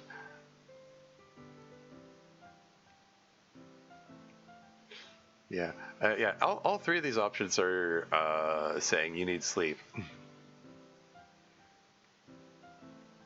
But yeah, it is a little funny that it does make it funny coming back to her comment that she knows what her limits are. And yet she's doing things like this without having any memory of them. Anyway, yeah, so sleeping is becoming a medical issue. Sleep or your lack of sleep is extremely concerning, or tonight you really do need to make some time for sleep.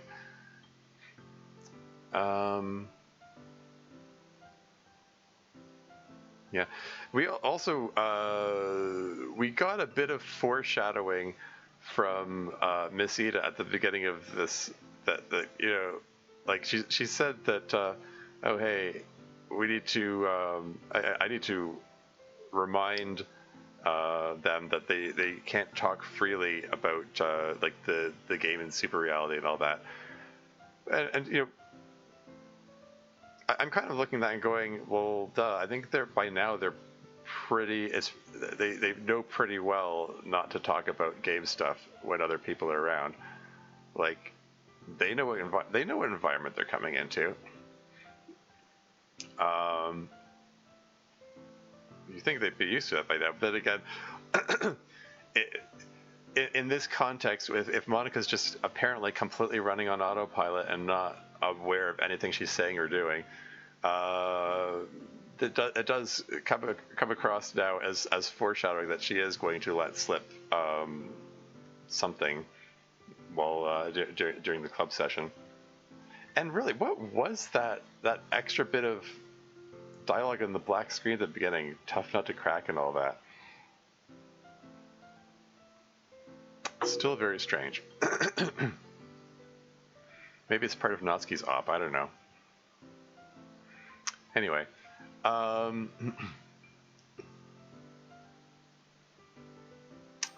not sleeping is becoming a medical issue. I'm kind of leaning towards that one. I mean, saying it's extremely concerning feels like understating it somewhat. And saying tonight you really do need to make some time for sleep, like,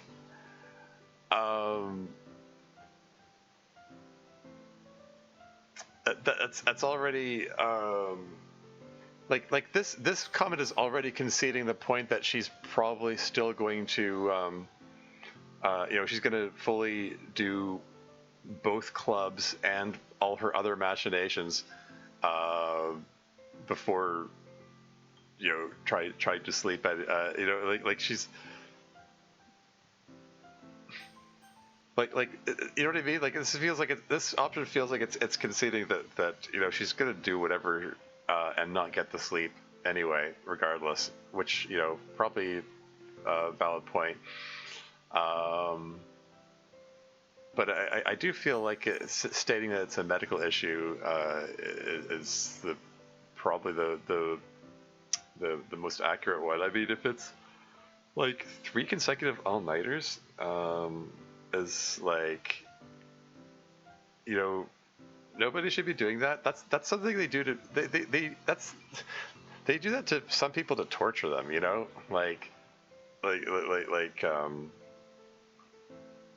Like sleep deprivation is a torture method.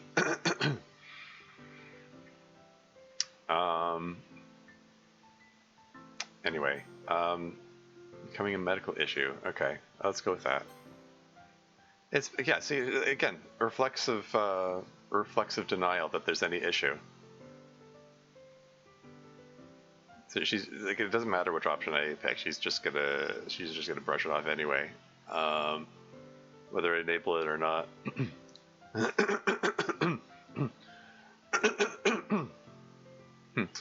It's bad, but I don't think it's medical issue bad yet. What does the phrase medical issue mean to you, Monika? Very meaningful player choices here at clubbeats.com. Yeah.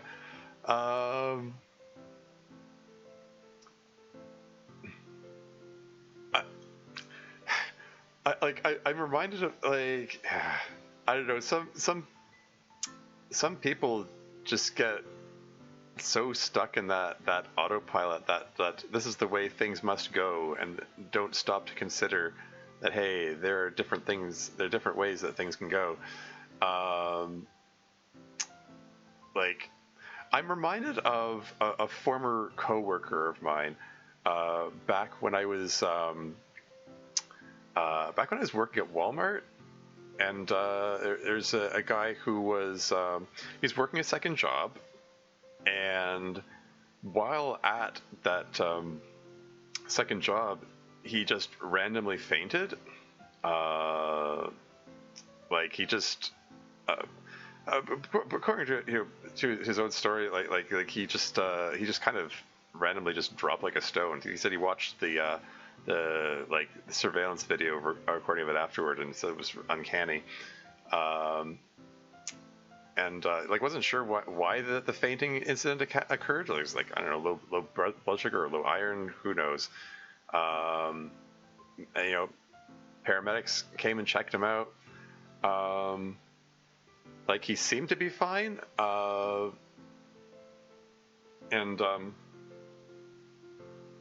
think, but for his standpoint, like he said, well, yeah, okay, I fainted. It was kind of weird, but I feel okay now, so I'm just gonna go,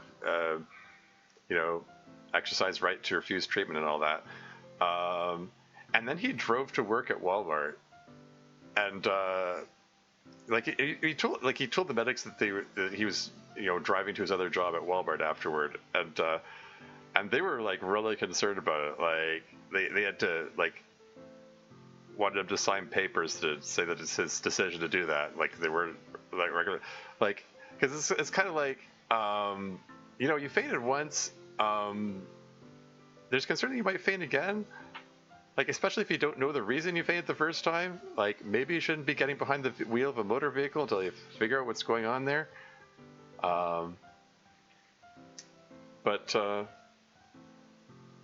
it's kind of thing, like, it's, you know what I mean? Like, it feels, I get the feeling like, and I asked him about that, like, hey, Like, you had to drive on the highway to get here. Like, you're not just putting your own life at risk, you're putting everyone's life at risk. Like, why was your job at Walmart this important to you? And I don't think he. And it wasn't until I said that, like, I got the feeling like it wasn't until I said that he really realized, like, oh wow, it was actually really dumb that I drove here, you know. Um, that I guess what I'm trying to get at here is that level of denial is strong. That level of wanting to pretend that nothing is wrong is strong. Well, I guess cool. I'll walk it off. Yeah. You know, like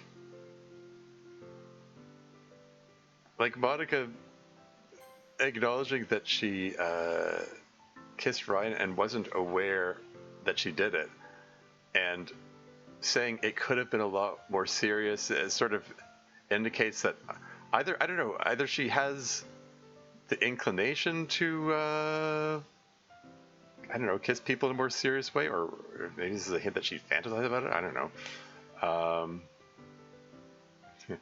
Monica, people are never immediately and comically contradicted by the narrative of the spot after making some claim.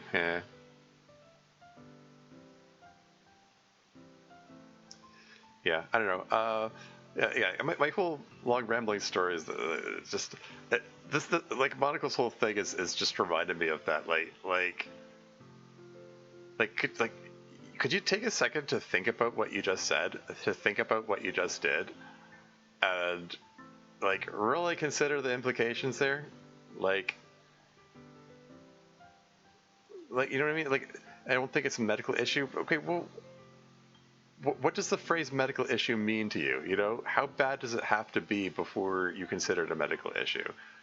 You know, like you already, you're apparently blacking out and not remembering things. The fact that you got behind the wheel of a vehicle while in that state is kind of alarming, especially with you like brushing it off like it's not a big deal. But I don't know. That's just how she seems to be. Anyway, moving on. I don't think it's a medical issue bad yet. I'm perfectly capable of. What? Mom in green text? Is this? Did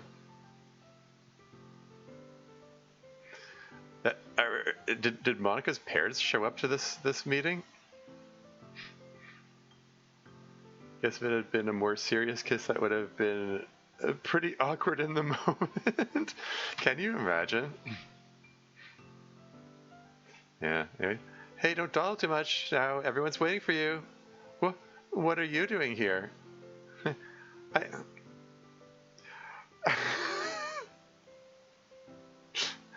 Are we implying that Monika just hallucinated her mom? Right. Oh, man. Yeah. I'm guiding you to your club room, Monika. We had this conversation like 2 minutes ago. Now, come on. Sure. Coming. Yeah, so yes, hence Crazy Kaylee's comment. People are never immediately and can be contradicted by the narrative of the spot after making some claim. Like, Monika hallucinating immediately after saying there's nothing medically wrong. Here she is, just found her zoning out by the gate. Zoning, huh? Zoning out, huh? Yeah, I'm operating on not that much sleep today. Right, like every day. Like, just today, as if it doesn't happen every day. Yeah. Oh, I'm a little out of it today, as if you're not out of it every day. Mommy, I mean Himry. I don't know what you're talking about. It was Himry the whole time. Oh no. 50% of players check the history so far. You and your back seating. Fine, I'll look. Yeah, Himry. Hey, don't dawdle too much. Everyone's waiting for you. Yeah, but it had the green text box, so.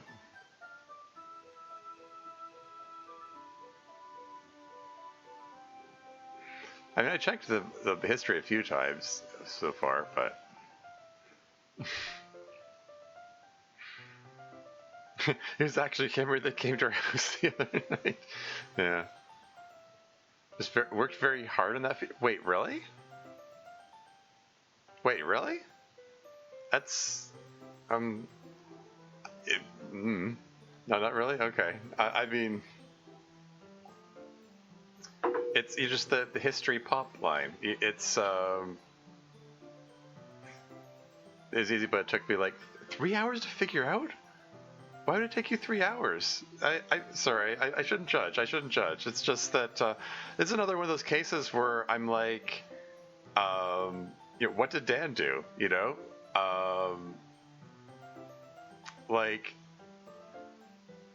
just look at the existing code. Like, random example, Act 2 of the original game, when the text starts bugging out. For example, like Yuri going suddenly, and then if you look at the history, there's the line looks normal.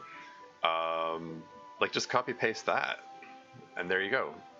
The history, you change the lines that show up in the history. First time for everything, yeah. She never checked the history in DDLC to know that Dan did history tampering. Oh, really? Oh, okay. Yeah, okay. I mean, if you're coming into it like from like total scratch and not knowing how it works, then yeah, okay, fine, fair enough. Yeah, I mean, a lot of my coding stuff, I just looked at what other people did and then just adapted it. Yeah.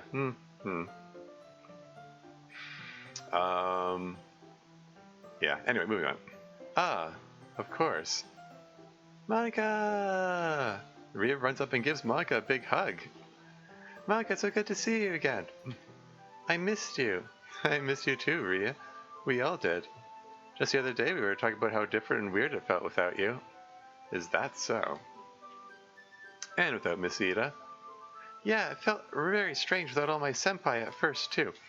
But we found a way to make it work. You sure did. There's so many people in here there. Yeah. Where's the rest of the club? My club, I mean. They already went in and are talking to everybody. Well, right then, I should probably head in too. I have my poem ready and everything. Oh, I forgot to tell you guys. We don't really do poems in writing anymore. Oh? Do poems in writing? Why'd you qualify that, Rhea? Is it spoken poetry, or? We upload them electronically and then look at them when it's time to share. We transmit them telepathically, Monika. Yeah. We only do slam poetry, Monika. Yeah. I see. Well, hopefully you can incorporate our ancient methods just for today. Yeah, no problem. We actually have one or two members who really like to write down their poems on paper still, and that's not a problem. Plus, we always have a couple of people who forgot to write a poem who end up scribbling it on paper during class. So it won't be too out of place to have you guys do it too. Great. Come on in. I think we're ready to start. I feel old, Miss Ida. Another author insert moment here. Get used to it, kiddo. It only gets worse from here. How do you think I feel? Monika stumbles slightly, heading to the door. Whoa there, are you okay? You really don't look well, Monika. I am fine. Yeah. Maybe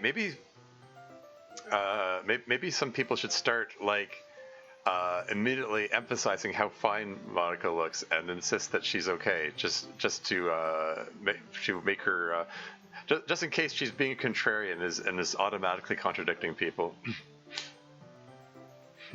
The author insert is Miss Ida, though. Oh, yeah.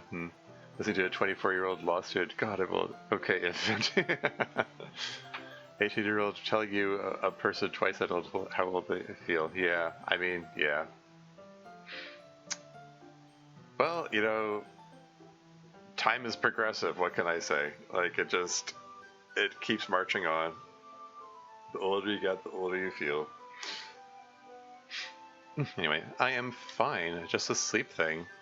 Just need to get through club, then do the whole other things we're here to do. Then I can go home and sleep. Da-da-da. After I teach fencing club. Monika. Well, I'm not going to baby you. You, of all people, don't need that from me. You can make your own decisions and learn your own lessons. Just let me know if you feel like you can't drive afterward and I'll do it, okay? Come on, let's get started so we can get you out of here faster. Yeah. Yeah, Dad, you look awful, just absolutely busted. Yeah. The club room is filled with the chaotic murmuring of many voices. Almost all the desks are full. I don't even think, doing it again, he doesn't even know I'm, hear much from him at all. I love to know how she's, not much, but he's just as handsome. Hey, Monika. You do it. Do what? You know, the phrase. But they don't know me, most of them. No, but they'll know the phrase. Presumably talking about okay, everyone. As you can see, almost all the desks are full, of course. 3, 4, 5, 6, 7, 8, 9, 10, 11, 12. 2, 3, 20, 24 desks? And 5 of them are taken up by the original club members. Anyway, if you say so. Okay, everyone. The room quiets down and attention focuses to the front. This is Monika, everyone. She was in charge of the Literature Club last year. Some of you might know her or remember her from outside club. She's actually also the founder. She and the members of the club who graduated last year came to visit us and do club with us. The club applauds. They're taking time out of their busy schedules at college to come and visit us, so be nice. Now, today, we're going to continue our discussion of Journey to the West. But first, let's share poems with each other. Journey to the West? Is that a book? A movie? I don't know. Much like evolving past written poetry, Readers Club also no longer needs corporeal form. Sure. just non-corporeal entities floating over all the desks. Journey to the West is a foundational piece of classical Chinese fiction. Oh, neat. Basically an insane heroic epic meets fairy tale? Huh, neat. Anyway, moving on. We did beverage poems. Our college friends brought theirs in paper, so don't worry about looking for theirs on the portal. In paper? Yeah. I don't know. I was gonna say, would that be on paper? I guess in paper works. Anyway. Look, theirs in the portal. Just make sure that they get plenty of chances to share their poetry and to see yours. Rita turns aside to Monika. We don't have time to comprehensively do every poem, so we just have everyone share with a few other people.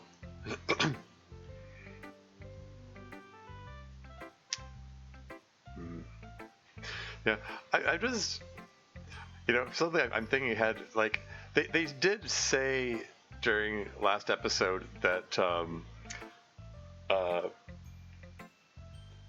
they were considering enacting the time loop on a thing rather than a person in order to keep the simulation working properly, and they were thinking of making, tying it to the actual Literature Club room. And it's sort of implied that Monika and maybe Yuri helping her is gonna be messing around with the code while they're in here. And Monika being in such a apparently blackout, sleep-deprived state, is she even gonna be able to should she be messing around with the fundamental building blocks of their reality when she's in that state? I don't know. And this being the second last episode, potentially the second last episode of the season, it's probably going to be some kind of big cliffhanger moment that's going to happen. Who knows what she's going to do? It feels like a setup for something terrible about to be happening here. Readers Club is studying Dragon Ball. So sort of the basis of Dragon Ball, yeah. Anyway, we just have everyone share with a few other people. Makes sense. Okay, everyone, go and share. You have 20 minutes. The club starts animatedly sharing their poetry with each other. Which conversation? Oh, another choice. I guess we can save it again. Sayuri and Kazu, Yuri and Miss Ida, MC and Kana, Natsuki and Kairi, Ria and Himari, or Monika and Juri. So, 5 conversations that include 5 of the 6 conversations include one of the original members of the club, and then there's Ria and Himari, which is 2 of the extras. One more extra than the other, I guess. Anyway, I guess, since, Monika's falling apart, blacking out and stuff, let's, and she's the only one with the presidency, the only one aware where the focus is on her. Maybe we'll check on her first. Longest conversation? Anyway, Monika and Jerry, let's go. Dependence. Even I, queen of my castle, not even I am without cracks in the walls. Yeah, it's Monika's handwriting, so presumably her poem. Islands in the moat and influences my mind. At 14 hours, it begins as irritation.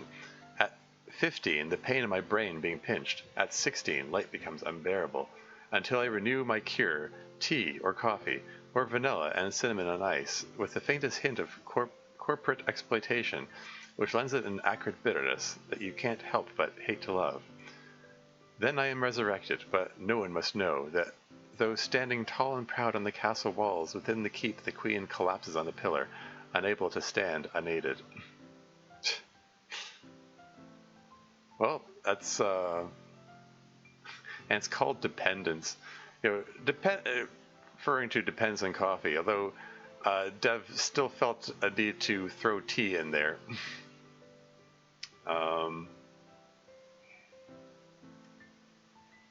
Yeah, everyone knows Monika. But yeah, this is seeming like really autobiographical here. She's writing about her feeling like asleep at her feet.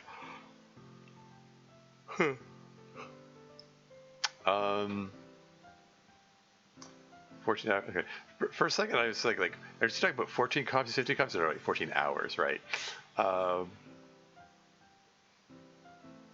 Yeah, like just reminiscing about the effects of sleep deprivation on herself and how coffee is the cure for her. Anyway, moving on. So, what do you think? Oh, it's very good. It illustrates how profound both caffeine dependency and your own personality are. It says a lot about you in only 4 stanzas. I am impressed. You're too kind. Well, I actually feel a little weird providing any kind of critique to you. You're much better at poetry than me. And I always think that it's not very helpful to think of poetry as being better than other poetry. It's much more accurate to say poetry is just different from other poetry. Besides, if you stick around in this club, you're bound to learn a lot about poetry very quickly. Hopefully, yes. It's also weird critiquing your poetry because you're Monika. Everyone here speaks of you with awe. Guess you have kind of an intimidating reputation? I assure you that I'm not really that intimidating. Come to think of it, I don't think I've seen you around much before. Yes, me and Kana over there are transfer students. We came in the middle of last year. I see. Well, as a recent alum, let me give you a very late welcome. Thank you. You're very kind. Still. Some weird have happened in our hometown. It's a reference to something. I mean, Juri and Kana. Am I supposed to recognize these names, or is this lifted from? Are also references? Yeah. Yeah, it's going over my head. Just niche references? Yeah, if you say so. Yeah, this comment from Monika is insisting that she's not intimidating. It's a little funny. Like, everyone in the new literature club is a niche reference. Yes, true. Yeah, no, I was just going to say, I'm just reminded of, I've been watching the playthrough of DDLC by, there's a YouTuber called Euro Brady. He's a psychiatrist or therapist. I think he's just a therapist. Just a therapist. I mean, he's someone he's very trained in psychotherapy, and he just spends the entire run through psychoanalyzing everyone, and gives some surprisingly good insights. And it's funny that like he immediately catches onto this. Monika is clearly very overbearing in a way that you can easily see is off-putting to people, but she's trying to appear friendly, and is kind of having the opposite effect. It's like, you know what I mean? Sorry, I got an ad break coming up in 4 minutes 50 seconds. Everyone says you're pretty intimidating, but I see you up close, you mostly just look terrible. Oh no. Renaming MC to AB? Yeah. Anyway. Anime Brady, right. Yeah, it's a good series.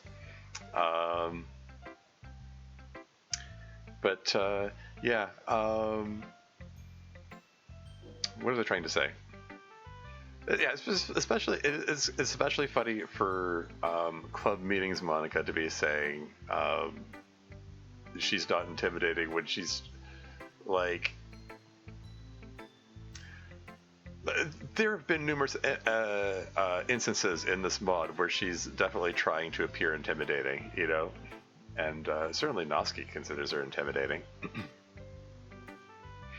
But again, that's all part of her machinations, her manipulations.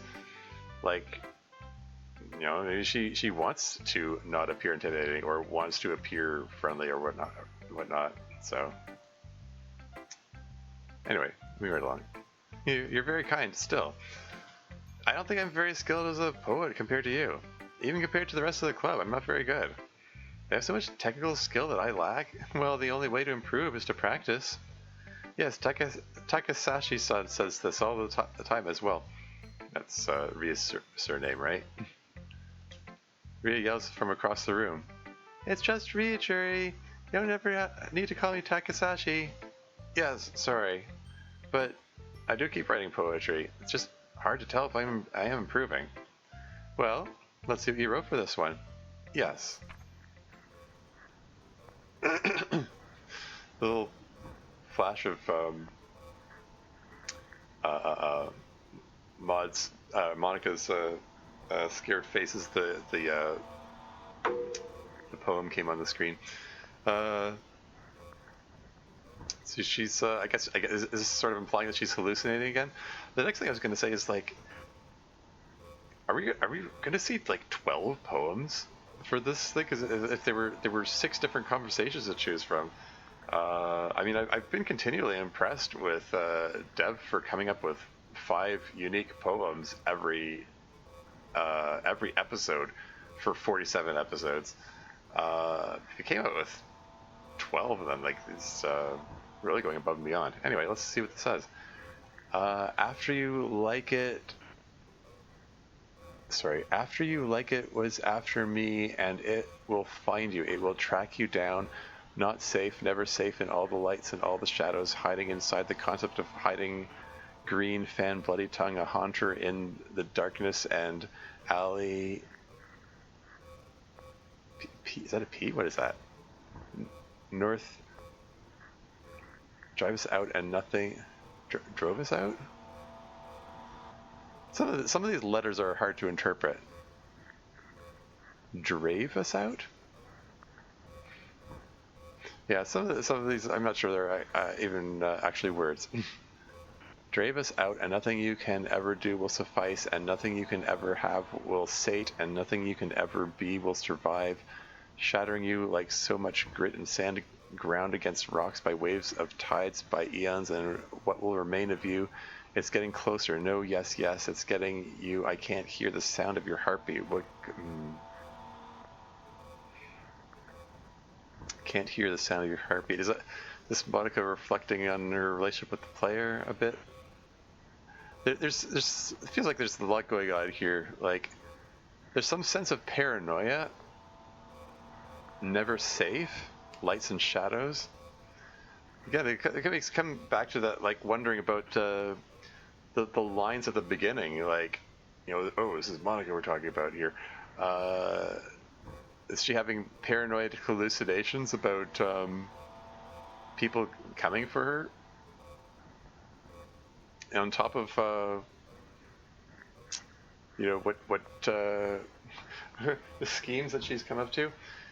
And suddenly, outbreak is imminent, so we're gonna come back to interpreting this. I will be right back.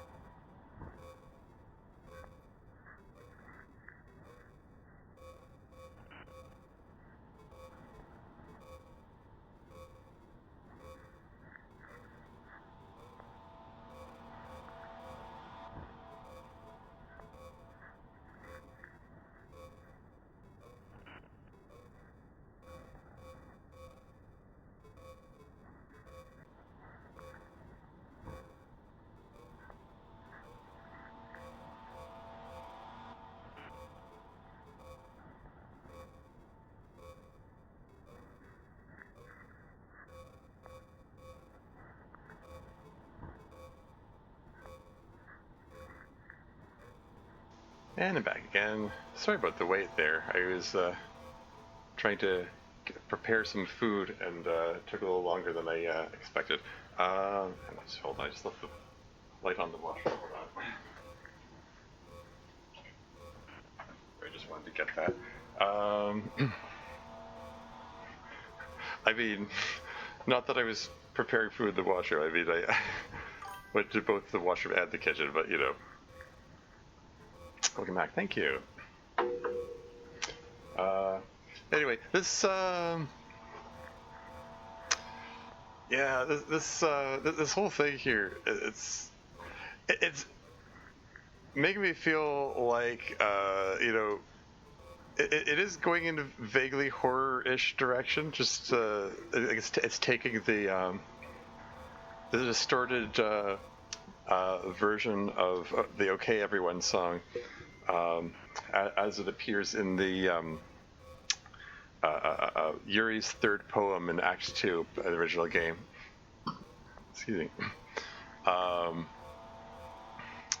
And this choice of font and this choice of lining up here, I'm going to ask if you need to sleep if you were doing food in the washer. Haha, yeah. Yeah. This does seem to be like lending itself to, I mean, particularly with Monika apparently hallucinating her mom when Hibari showed up, and then seemingly apparently hallucinating again looking at the poem. This might be turning into like an unreliable narrator situation where we can't be sure of any given seed of what's actually happening. Maybe Monika crashed the car on the way over here, and none of this is. Maybe all this is a dream sequence in Monika's coma-induced self in the hospital or something. I'm reminded of. It's okay. Here's the awkward thing. There are two movies that reminds me of which had an unreliable narrator, where you don't realize what it is and what's really going on till the end, and like it's awkward because by naming the movies, I'm immediately spoiling the ending, you know, or at least spoiling late reveals. The big conversation text at the beginning was the paramedics, yeah, trying to revive her. Yeah, sure.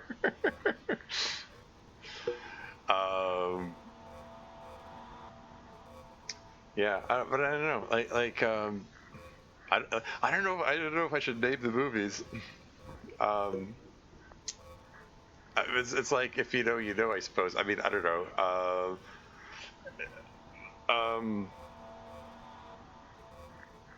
But then I just leave this conversation hanging if I don't mention them. But okay, I don't know. Plug your ears if you don't want to hear the spoiled names. But the movies are Fight Club and Beautiful Mind.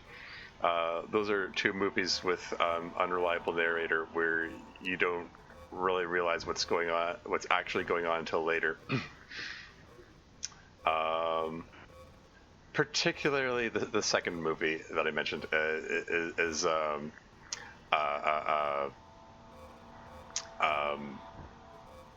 like I'm getting sort of strong flashbacks, like particularly like the whole thing about the sense of paranoia. It will find you. It will track you down. You're never safe. Yeah. After you, like it was after me, it will find you. It will track you down. Not safe. Never safe. And all the lights and all the shadows hiding inside the concept of hiding. Green fan, bloody tongue, a haunter in the darkness, and alley. Is that a P? What is that? Hold on. Yeah. Looking at the other P, it matches.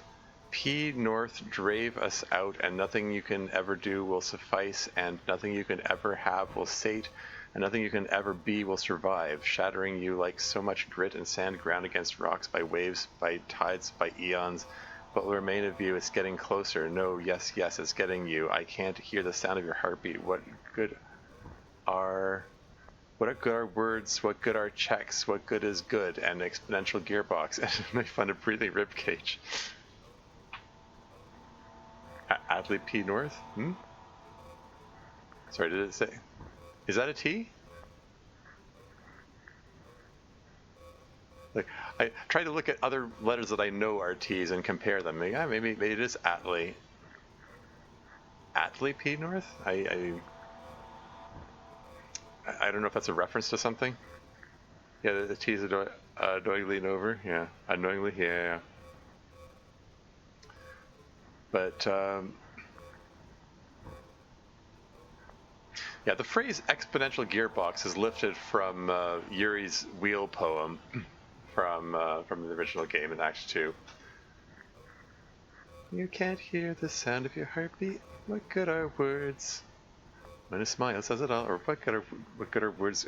These are lyrics of Your Reality mixed in there. Knife on a breathing ribcage is reference to Monika's Act 2 poem. The broken down version of Save Me. Knife on a breathing ribcage that knows everything. Air dissipates before it reaches my lungs. The phrase "air dissipates before it reaches my lungs" is lifted from one of the special poems. All the queen's horses, all the queen's men, and you know exactly what you did, and she knows exactly what you did, and then it knows exactly what you did. Perrepetade, Metaverse, Enterprise Solutions, and Who's in a Bunker, and Who's in a Bunker, Women and Children First. And the children first, and the children, the luck eater nears, ho ho ho, quitters now. Ho ho ho, no quitters now.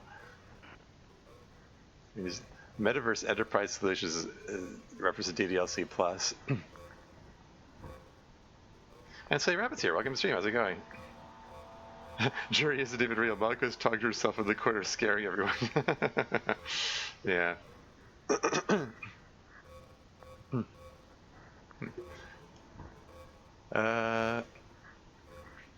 That's so true. You're doing just fine. Cool. Yeah, right now I'm trying to interpret this spooky poem in the Club League spot that might be a result of a sleep-deprived hallucination in Monika. Anyway, the great favor of the render of the veils, this machine will not communicate my thoughts, and the strain I am under killed them all like you'd step on so many ants. Pretend it makes the chill something owed, but never given. And oh no, what if he likes me? What if I like him? What if they don't like him? Why am I getting a loading icon there? That's weird. I mean, the flow into what if he likes me, what if I like him seems to be referring to Ryan. Or at least it seems to be leading the audience into seeing that's what it's about. And what if they don't like him? It's possibly referring to her parents in that case. I mean, there's been all these hints and subtext that Monika has this yearning to have some relationship with their parents and so on. I mean, her crash out last episode was precipitated by her parents showing up unexpectedly. Doing just fine. Reviewing dialogue from out. Very cool, very cool. That part could be about anyone. Yeah, right. That OST is familiar. Yeah, well, this is from the original game. It's the Act 2 music for Yuri's third poem from that game, from the original game. Anyway. Here's now the great favor, the render of the veils. This machine will not communicate my thoughts, and the strain I'm under killed them all. Like you said, on so many ants. Pretend it makes a chill something owed but never given. And oh, what if he likes me? What if I like him? What if they don't like him? I see you now, Monika. I've finally found you, except we're not actually here. Something familiar in that line. I finally found you. Trying to think where that's lifted from. Like, I feel like a lot of these lines are lifted from various, like lifted from special poems, lifted from like there's a reference to the reality song. There's a reference to memory floodgates are open. There's a raging tide coming through. Yeah. I'm trying to think. The phrase "I finally found you" feels so familiar. I'm trying to think where's that from? It's on the tip of my brain. Is that in DDLC or am I thinking of something else? Except we're not actually here, even though Bettina isn't really here. The third eye doesn't see anything. Oh my gosh, that pun was completely unintentional, I swear. And by the way, that reminds me, her fingertips were all bloody. Do you get good sleep? It can be really hard to get enough sleep nowadays. I'm sure college is a little bit better. Is that true anyway? I saw some studies that talked about the horrible short-term and long-term effects caused by lack of sleep. It seems like mental functions, health, and even lifespan can be dramatically impacted by it. It's all from something, but I am the only person who could possibly make sense of all of it. Yeah. Most people know some of it. Yeah. I think there's a few references of paper. Yeah. Well, I mean, okay. You know, Libitina and Third Eye stuff. It's all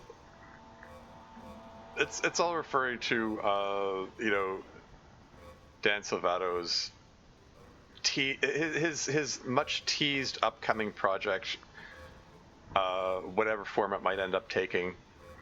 Like hinted that it's possibly called Project Libitina, but maybe that's just a part of it. Lots of references to the third eye in there, and but yeah, oh my gosh, that pun was completely unintentional. I swear. That's from Monica's Act 3 monologue when she. I've read through all the original script so many times that a lot of this comes second nature. Like but that's from when she expresses that she hopes the player are not hung up on what happened to Sayuri, and then she goes, that pun is completely unintentional. Which in turn sort of hits at Monica's dark sense of humor, but I digress. Yeah, talking about Sayuri's bloody fingertips being bloody because she was trying to remove the noose in her last moments. And yeah, all the stuff about getting good sleep. This is this year's copy paste from Monica's Act 3 monologue. You know, you're directly impacted by it. Just think you're really great and want to make sure you're not. Sorry. Make sure you're not accidentally destroying yourself. Run, run, run, keep running, keep going. You're not almost there. Shut your eyes, burn the painting, sacrifice your friends, tie a white ribbon and tie a white kimono and tie a white sash around it. You've attracted the attention of something truly evil.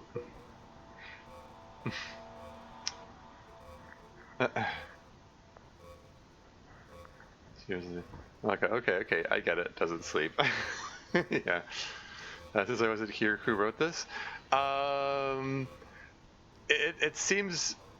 This seems to be implied that no one actually wrote this. That Monika is hallucinating it, but they came to. I'm almost afraid to right click. Is this going to show spooked Monika when I? Yeah. Okay. I had a feeling.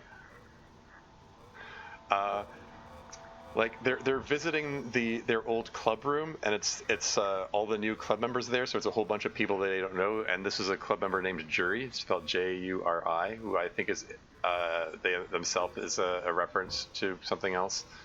But yeah, I don't think anyone actually wrote this. This is just Monika hallucinating. Anyway, how's she going to gloss over this and pretend nothing's wrong? I still think, hey, someone should say, hey, you look great and obviously perfectly fine, just so that she'll compulsively contradict them. Anyway, Monika's power of keeping your shit together are pretty strong. Yeah, that seems to be what they're going for. Anyway, it looks like you don't like it. It's just that it's been quite a while since I've seen a poem like this. I'm not really sure if that's a good thing or not. Oh yes, it's a very interesting, very unconventional. The beverage theming is very abstract. Oh yeah, there's no beverage reference. Oh no. Oh god, that's what makes me so thirsty. Ah ha ha. Yeah, for drinks, yeah. Anyway. Really? I thought it was nothing special or innovative, and I thought the beverage part was pretty obvious. Most of my poems tend to just be poor imitations of other people's styles. Do you mind if I take another look at your poem? No, of course not. Here. Aw. Okay, so, does that mean we're gonna get 13 poems, not just 12? That's, yeah, depth overachiever. Refrigerator misspelled. Refrigerator goblet. I am not sure where my goblet comes from, unknown provenance, but it feels cool and slick and metal, goblet materials, and even with small gems at 90 degrees, red and green and blue and purple, I only drink from it on special occasions, goblet times. I like to keep it in the refrigerator, cold, and I take it out and pretend it makes the chill a magical goblet, and it chills what I pour into it, a magical drink. Small experiences are special if you make them mindfulness inside imagination. No, not this one. The crazy horror one with the weird references to my personal life that no one but me would know. Yeah.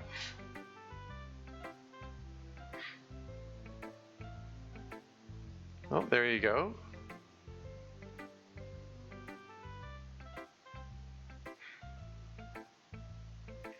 Talking about a goblet. It's like gems, 90 degrees for only drink from special occasions.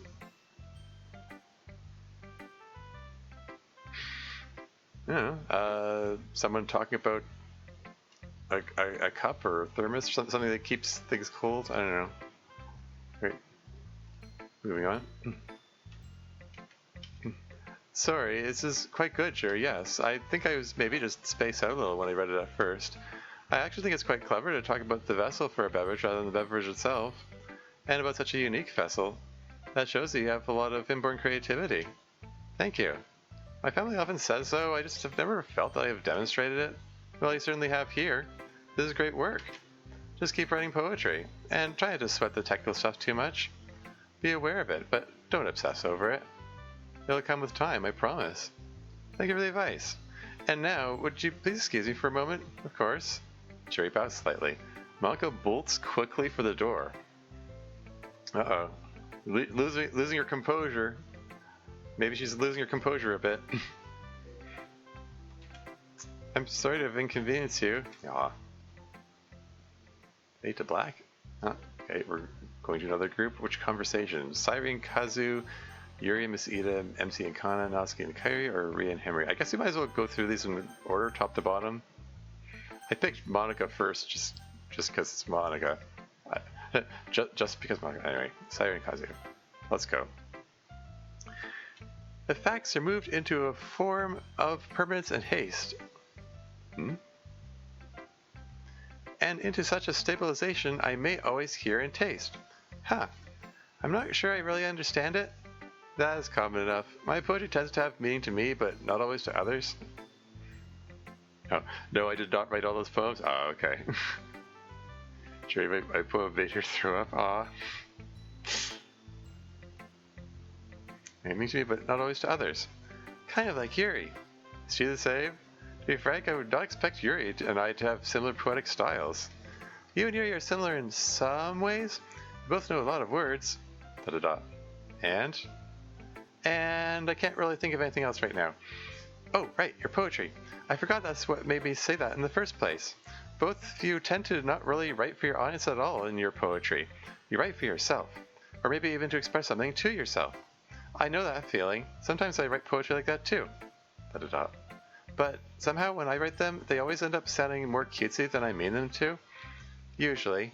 Sometimes it gets pretty dark. But anyway, the big difference between you and Yuri is that she likes to focus on images. She has some abstract image you might not understand, like a wheel or swimming in open water in all directions. What's it bring up the wheel poem over and over again here? Jury's a sensitive soul? Aw. Poor Jury. Anyway. Just really like wheel, yeah. And you don't really know what the image is about. The movie doesn't make sense to you yet. With you, though, it's much more abstract. Like a stabilization you can hear. I guess the poetry is less visual and more about jarring contrast between words. And instead of the reader's project being to understand Yuri's movie, with you, they have to confront their basic assumptions about language. That's what I'd say. Yeah, my favorite base game poems, definitely my favorite Insane Madness one. Huh, cool. Yeah. Da-da-da. That is a powerful critique. Oh, I'm sorry, I didn't mean to criticize the poem. I actually really liked it. I'm using the general meaning of critique, which means any critical analysis of a work, not just a negative one. I'm saying you've thought deeply about it. Oh, okay. I hope I have anyway. What did you write? This. Cold water at night. It's time for bed, but now instead of just going to sleep, open the fridge, and there within, a ritual to keep. I get a cup, I fill it up with water all the way. So icy cold cup hurts to hold, edges condensate gray. And then I drink, and then I think, how sweet and cool a treat. I fell the chill, just like a pill, go down and quench my heat. Is that supposed to say feel instead of fell? Did she typo?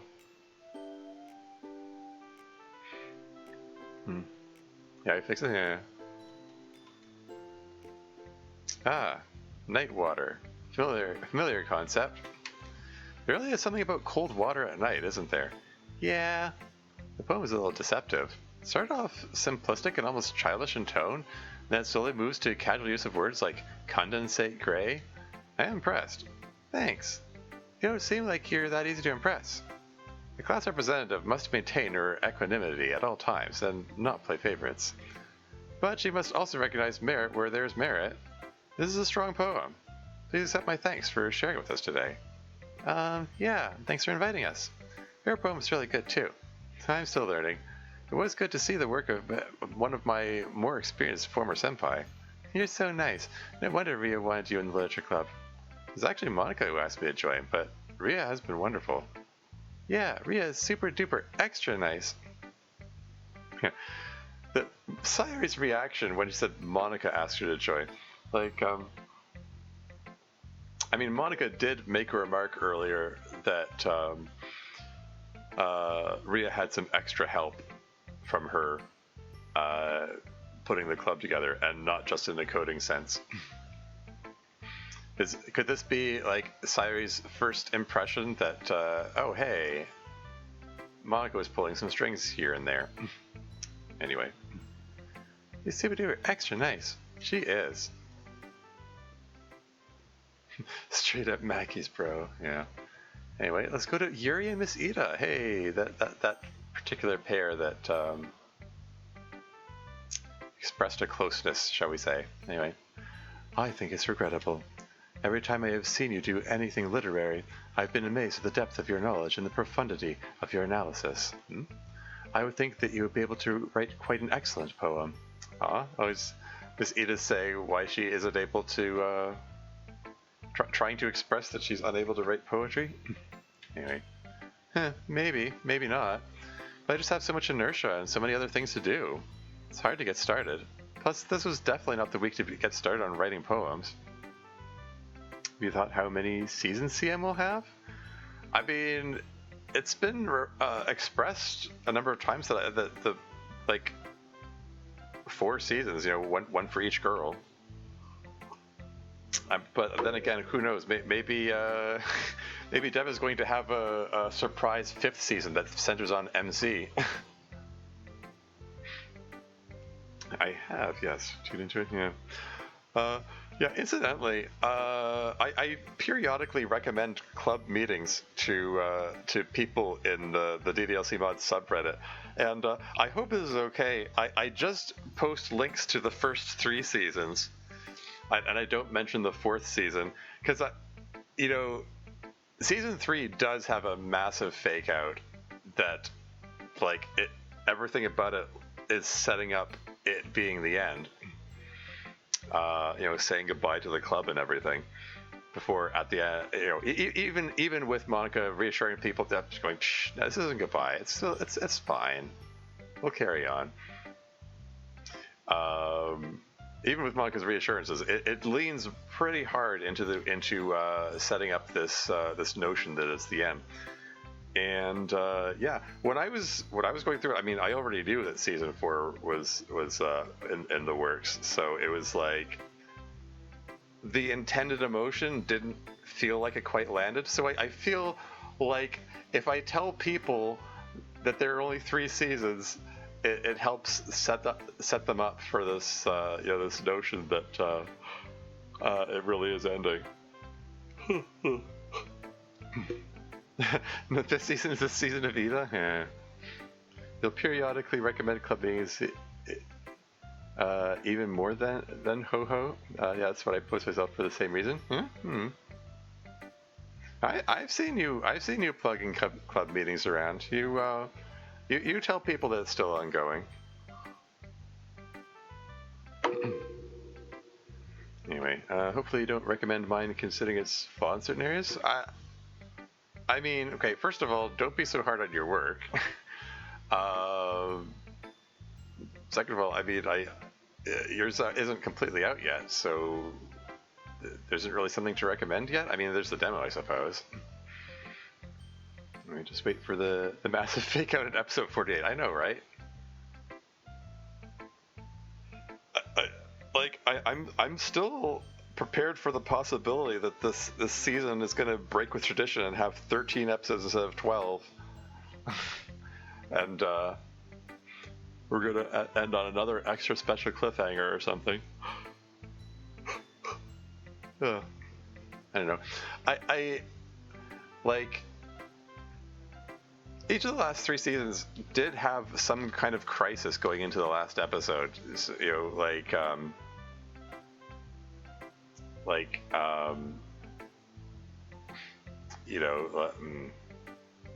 season 1, that has like Sayuri's like whole suicide scare thing. Season 2 had Miss Ida gaining the presidency and the game breaking down, and then season 3 had I don't know,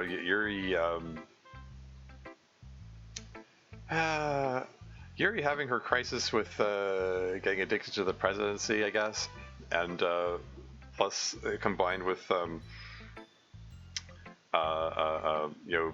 whole incident with Natsuki spiking Monika's drink and the fallout from that, which, now that I say it out loud, it's much smaller stakes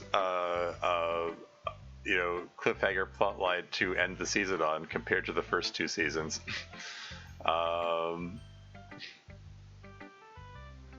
Season 1, everyone's lobotomized and Sayuri's gonna die. Season 2, the crisis, Fuyuki is going to die and the whole game world is breaking down. Season 3, Natsuki spikes Monika's drink.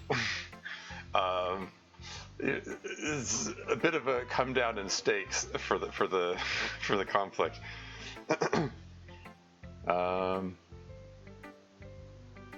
Anyway, I've been told not to be hard on myself, but I'm disappointed on the demo I produced. Really? I thought it was a fine demo. I mean, on the one hand, I mean, if there's something, if you feel disappointed in it, then you can consider that an opportunity to edit it until it's something that you're not disappointed in. You can consider that an opportunity to improve.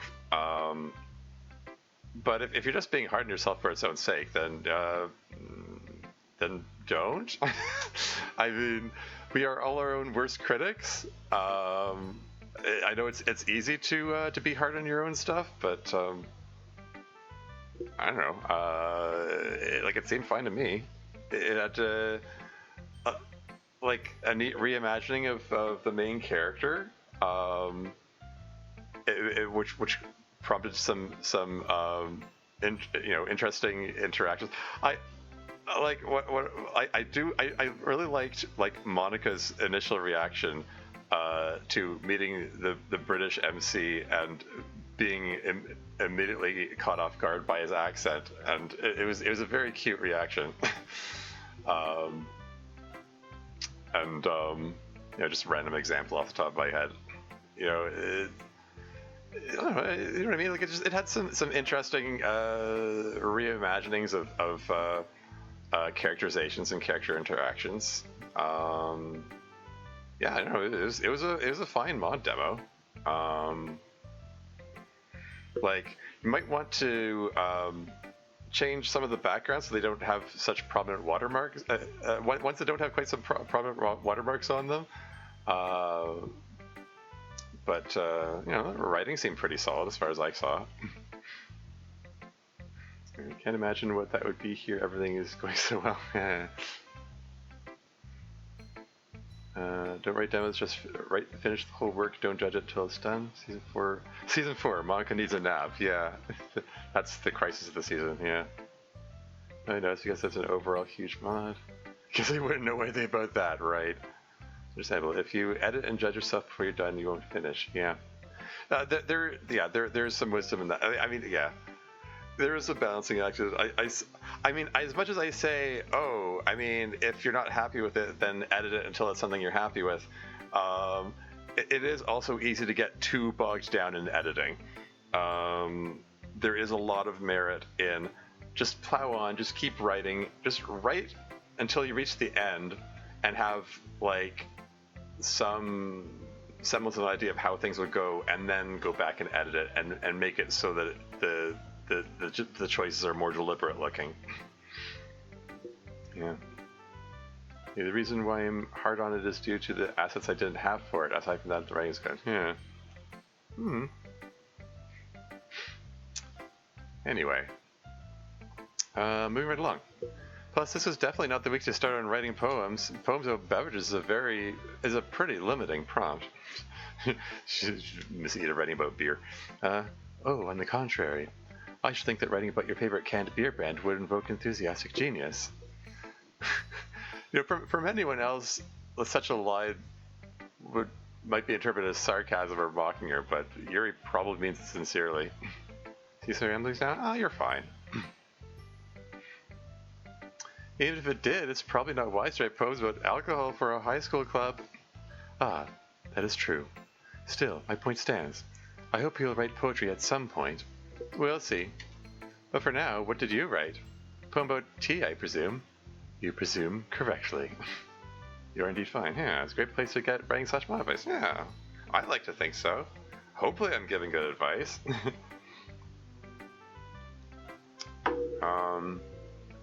Yeah, and also, Crazy Kaylee also, having written 47 episodes of Mod and Counting, plus all the extras and bonus content, clearly has a lot of experience with writing. And writing good and compelling stuff, too. Anyway, moving on. You presume correctly. On the steeping of the tea, I put the tea in the water, just a bag this time. There is no loose leaf. And they watch. The water is boiling, fresh from the kettle. I do not move the bag, it just sits. And still they watch. I simply sit. I wait, and I wait, till the prescribed time is gone. And then they watch expectantly. But still I do not move, the bag remains. I wait, and wait still. And they murmur and chatter discontentedly. I hold the cup up to my face. As their murmur rises to excited chatter, but I merely inhale its scent, and put it back down. It is not ready yet. The chatter rises to a clamor. What is it that she's doing? This isn't the way to make tea, but still I wait. And wait. The water turns from a rich green-brown to a sickly yellow-green. And now it is ready. And now they cannot understand how I could taste such a thing. And now the first bitter drops are perfect. Delayed gratification. Yeah, steeping of the tea. Yeah. Yep, so... Yeah, she's talking about the preparation of tea, particularly the waiting for the tea leaves to, disperse in the cup and so on. Going down with, is it wise to have a second one to really show off what's to come? I don't know. I released demos, like one demo each for Storm and Turquoise. Um, that was, those are both kind of me trying to jumpstart myself into getting back to work on them. In both cases, I had sort of taken a break from writing and was trying to come back to it, and was like, let's make a demo of what I've got so far, just to help inspire me to keep at it. Like, if you think making a second demo will help your creative process, then sure, go for it. I don't think it's necessary. Want to introduce the main antagonist instead of having mentions of her? Yeah. Don't release or announce anything until the thing is ready to be released. Yeah. Yeah, different people are going to have different ways of going about things. Like, I've said many times, I kind of suck at marketing. I kind of just make the mod and then just release the day of. And I'll maybe mention it, talk about it in passing from time to time, but other than that, I don't really promote it. I don't have, I don't really put any focus on putting demos out or, I don't know, teasers, trailers, promotional art, or anything like that. Yeah, I mostly just release it the day of. Like, I'll run the like a beta version of it past some friends that I trust to give good feedback. Because I do think getting feedback on the product before releasing it fully to the public is valuable. It's easy to get up in your head about the the creative process, like the what am I trying to say here?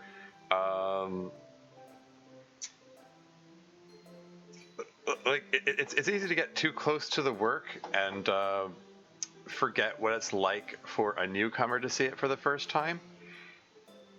And I just think it's important to get that fresh perspective before fully releasing it to the public. And hey, having a second demo could be helpful in that regard. Getting people's reactions could be a good way to help assess, make sure you're on the right track. And sorry, just random thing. I'm still moving my hand around off camera here. The movement of my hand, especially my thumb, has been really restricted since the injury. It's gradually getting better, and I just noticed I can touch there. I can see it. It's touching. I can touch my thumb to my palm now. Ow. Okay, that hurts. I can do. This has been a struggle. Getting my thumb to move has been a struggle. Normally, 1, 2, 3, 4. You can touch your thumb to the. I can touch my thumb to the the pad under my little finger easily. It's an effortless thing. But I've been stuck here for a while. There's a long stretch of time where this is as far as I could move my thumb, but able to. And they touch. Yeah. So that's neat. Sorry. everything's a milestone with my hand here. It's very slowly getting better. It's just again sometimes demoralizingly slow, but it's the fact that I'm only able to do this 3 months. This is over 3 months after the original injury. It's been out of the cast for over a month and a half. It's been slow. It's been slow going. Yeah, but this hand, putting up one finger, two, even just trying to put two up, this middle finger doesn't quite want to stand up all the way. If I try to put 3 fingers up, my ring finger really doesn't want to stand up. It's I don't know, all the muscles are atrophied. They don't the muscles that it's not just a range of motion thing. It's they don't want to stay up. As opposed to 3 of this, I can stick them straight up with my uninjured hand easily, but this one is they don't want to go all the way up. I don't know. Anyway, Do a teaser like a month or a week before it's released? Yeah. I worry because a lot of DDLC modders rely on releasing demos as a substitute dopamine hit for actually making progress and finishing their mods. Yeah, I've observed you give that particular piece of advice a few times. It's true. Yeah. Some people put too much focus on their promotional material instead of actually working on the mod and getting it finished. Now it's just been writing backstories and creating personality for characters. Yeah, that's valuable too. I mean, if you have a clear idea what their personality and backstory is like, then it's easy to put them into a situation and say, how would they react to this? You know, makes the story feel a little more lived in. And Dev has complimented me on the fact that characters in my own stories, to my own hood or anything, the characters in my stories have their own internal lives that's apparent even if we only get a brief like snapshot of it in the actual mod, in the actual story. Sorry. You read post I made a logo for anyone? Yeah. Particularly the MC's family tree and history. Feverish advocate for write it. Premier's fantastic at characterizing Dokis. Yay! Turquoise Natsuki, the champion example of that phenomenon. Oh, thanks. Yeah, I've got a number of compliments on Natsuki in particular in Turquoise. That's interesting. And it's one of those things. I sort of wonder, like, how much of that is this because I was like good at giving her strong characterization, or is it because like she's the one she tries to be a hero, like she tries to step in and save Sayuri, and people appreciate seeing Natsuki be the good guy.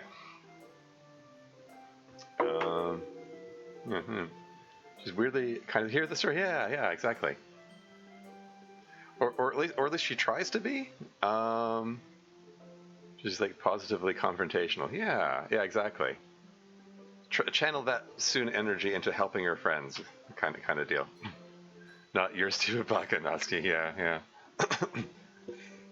But yeah, no, I even though like Yuri and Natsuki are like it's kind of secondary characters in Turquoise because the focus is on Sayuri and Monika. I did want them to have their moments to shine and for them still to be active agents in the story. Natsuki a little more than Yuri, but Yuri has her moment in the phone call later on. I suppose and also in the meeting at Yuri's place. Monika, this is effed up. I'm sorry, you deserve better than this. Yeah. Anyway, Yuri's steeping of tea poem. I like how you can see a tiny sliver of Yuri's hair sticking out here because she's usually they're completely obscured by the paper, but the two of them are standing side by side. Anyway, let's move on. So you're a sicko when it comes to steeping tea, is what you're saying? Indeed.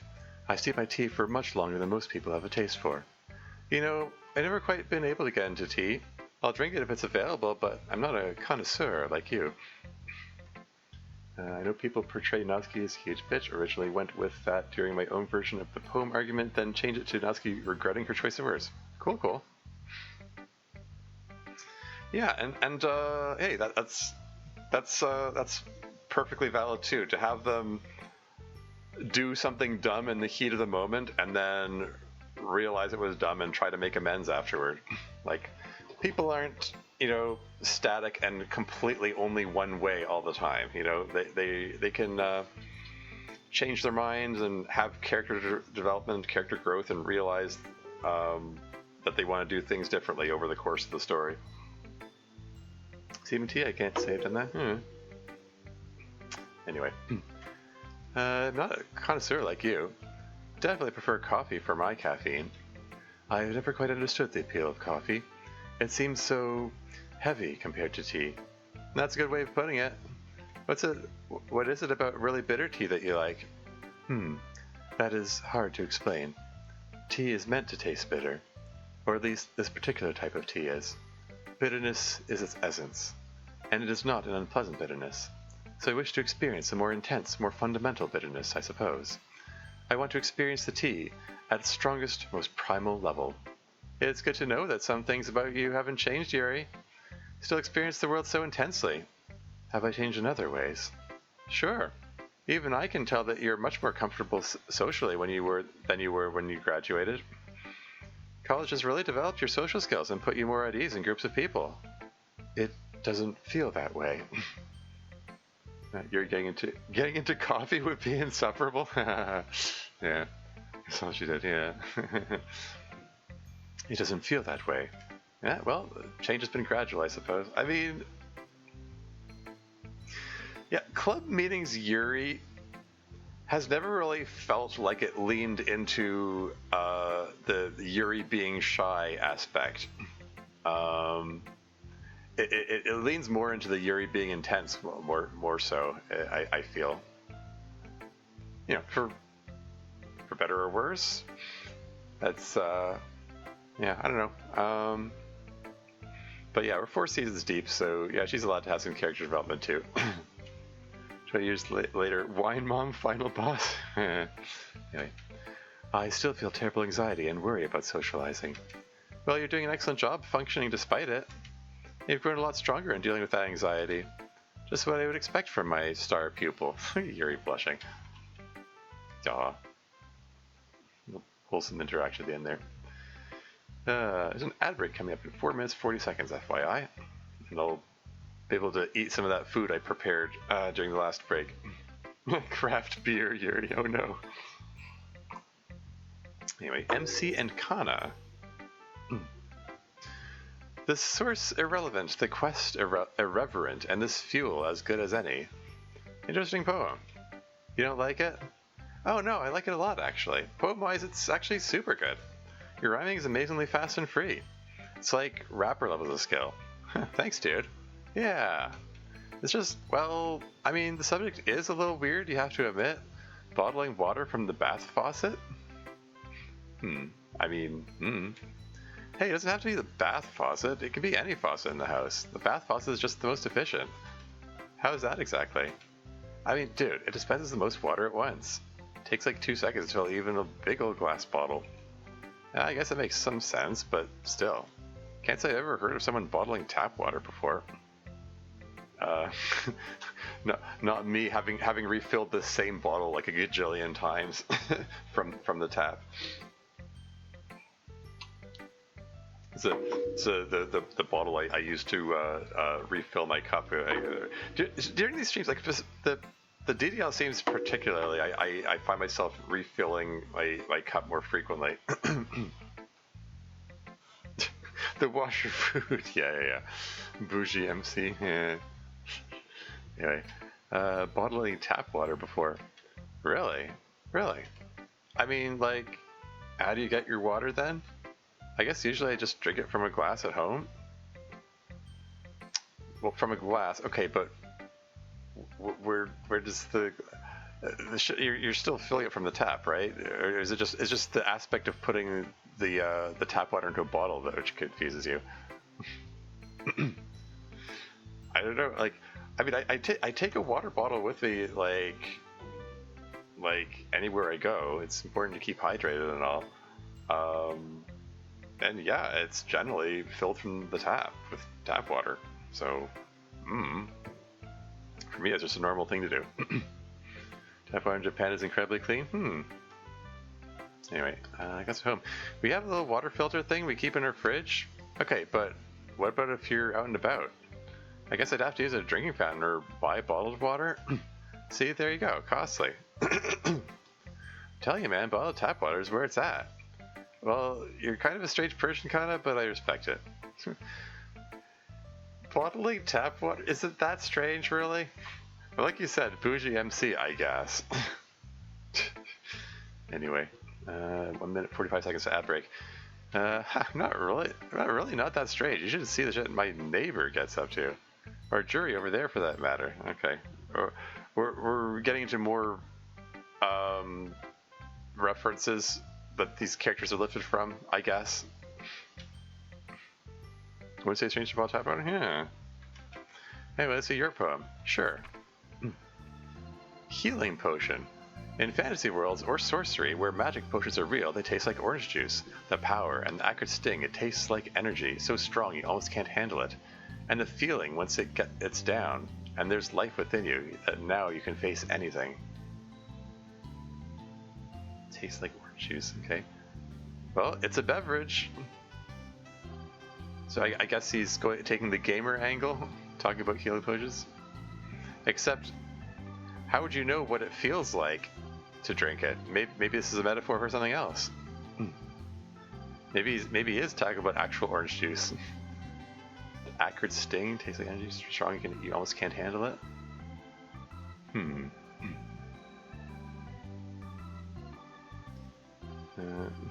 From the bath faucet, though, is weird. I mean, true. Where you live in kitchens, the pipes, the taste quality will vary. Well, that is also true. Yeah, I guess MC lives in a dorm where the pipes are probably more suspect. That is possible. Over the years, I've gone to conventions which required staying in hotels, and hotel tap water is always weird. It's always suspect. Anyway, ad break is imminent, so I will be right back.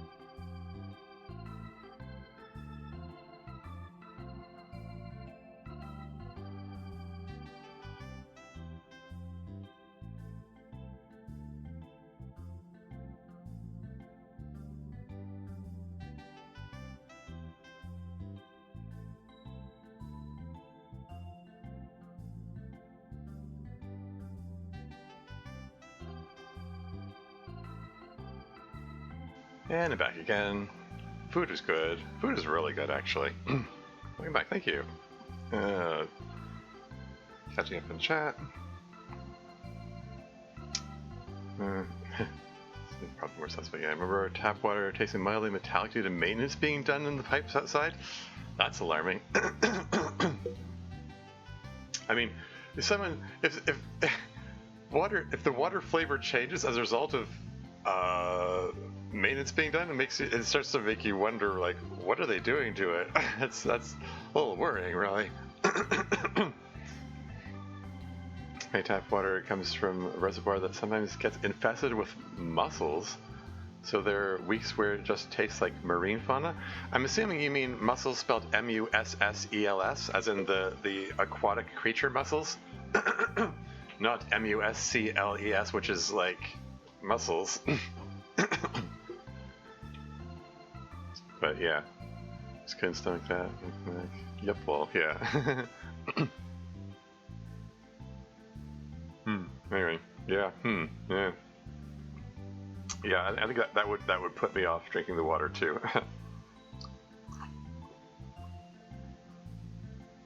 It's yeah, there'd be worry about, like, again, it's like worries about what else is going in that water then. But yeah, food was good. Yeah, it was macaroni and cheese, but it was like leftover macaroni which I'd previously prepared, and the cheese was like it's a kind. I grated it up myself. It had the it's a kind that has jalapenos in it, and it tasted fantastic. It's food tastes better when you're hungry, and I just at the right level of hungriness that it was it just hit the right spot there. It's good stuff. Anyway, moving right along. Yeah, healing potion. Here's NC's poem. There you go. There is a hint that this could be a metaphor for something else going on here. I'm not quite sure what it would be. Yeah, we actually had kind of a similar idea, didn't we? How do you mean? Well, like, drinks are restorative in a weird way. Like, sure, you're really hungry, you eat food, you feel better. When you're really thirsty and you drink something, it's completely different. You feel your HP go up, you know? So I especially feel that way with orange juice. Oh yeah? So it really was about orange juice. Because of the tangy flavor, I get it. Exactly, orange juice tastes like it has powers. Totally. Orange juice really hits when you're parched. Even better than water, maybe. I don't know. I don't think anything's a replacement for water. Yeah, no. If I'm really parched, water is my go-to, personally. Anyway, I totally get being thirsty and drinking water. I still don't get bath faucet water in particular. Well, again, it doesn't have to be bath faucet water. That sounds dangerously close to saying it's bottled bath water, which is not what I'm saying. Is he noticing for the first time that he has a health bar? Yeah. That would be gross. Again, it's just any faucet water, and the bath faucet is just the most efficient one, right? Well, like I said, Kyle, you're strange, but I'm pretty strange myself. And strange respects strange. Strange respects strange. Strange respects strange, bro. Strange bro code. True, the health bar, yeah. Streamer already bottled bath water? Uh-oh. I mean, yeah.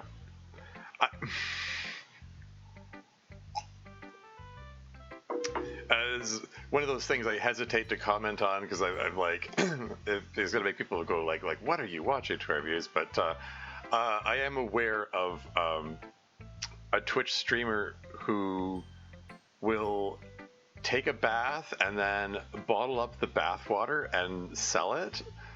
And it's like, I do not understand. What? It's like really overpriced too. It's like, who's buying this? Why? Is this a fetish thing? I'm assuming. Not the drinking kind. Yeah. Well, that's what I wonder. Like, what do they do with it when they get it? Do they drink it, or is this just like what? I don't know. I'm confused. I don't, like, I'm sort of assuming it's some kind of fetish thing. I just don't get it. I mean, no judgment, I guess, but respect the grift, yeah. Anyway, moving right along. Natsuki and Kairi. She did make bank, which I can expect she did profit of it, yeah. I expect so. I mean, it's just selling ordinary water. Or, anyway. Have incredible elegance and flair, the perfect dazzlement for a woman of class. Huh. So what do you think? Well, I've really gotta say, it is. From across the room, Natsuki sees Yuri giving her an icy stare. It's great, great work. I think it kind of mostly was about you rather than the drink, so says a lot about you. It does it? Sorry. It does, doesn't it? But then, that's why I picked this drink. I've always felt that champagne is reflective of who I am. Fifth Doki Kori? Or Kaori? Yeah. Put over a barrel? I'm...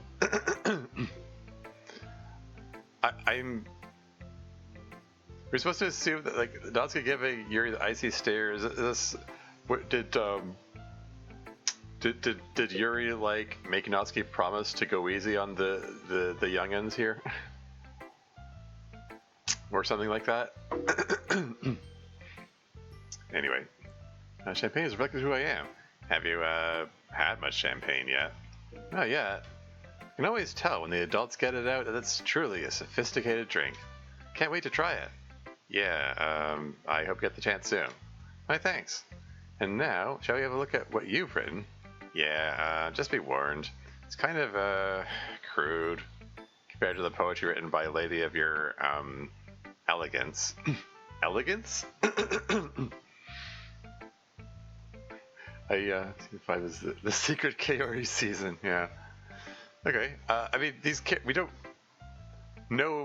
really know anything about these characters except their names, so that's part of why I'm like, I don't know what voice to give them, but apparently this is an elegant lady writing about champagne, no less, like, which could come across as a bit pretentious, particularly since she apparently hasn't had champagne before. Like, she wants to appear sophisticated. Anyway. Wait, or then again, you know,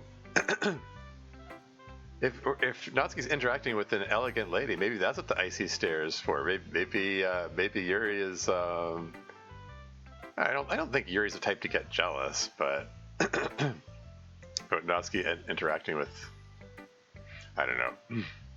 Yuri's kind of a princess type girl, sure. Lady of your elegance, naturally. It might have a swear in it at the end. My goodness. Well, I'm always told that everyone expresses themselves differently and I should accept people where they are at. So let's see. The monster. It's killing me each time a little more, bit by bit and drop by drop, draining away my life at the back end and trading it in for a bit of life in this moment, though never quite as much as you lose. It was never exactly worth it. At least not the time, but maybe in the quality. Those future years suck anyway, and I want to be alive now. And everything you do kills you, really. Every step you take is a little damage. Every grain of rice you eat is a little poison. It's all just relative. We choose the poisons for their benefits and side effects, and I've chosen this. So stop bitching and pass me the effing energy drink.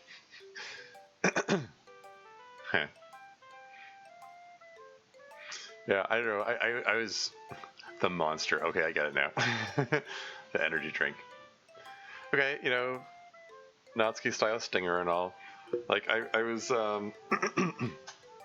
briefly under the impression is like, is she talking about like drinking something like alcoholic, something that's damaging her, or maybe even talking about smoking for that matter? Although it's, yeah, trading away my life at the back end and trading it in. Presumably she means like at the end of her life, like the reducing the time she spends in old age. It's not the time, but maybe in the quality. The future years suck anyway. I want to be alive now.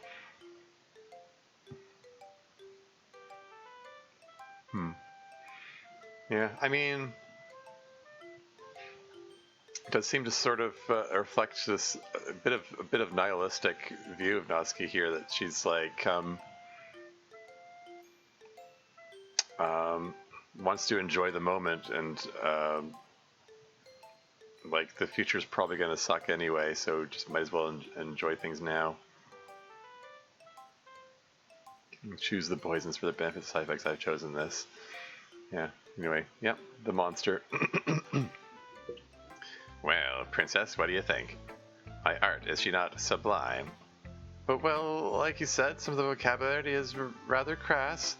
The poem is nevertheless deeply profound. It's a meditation on unhealthy choices, and it wisely points out that most choices we make, especially about food and drink, are at least a little unhealthy.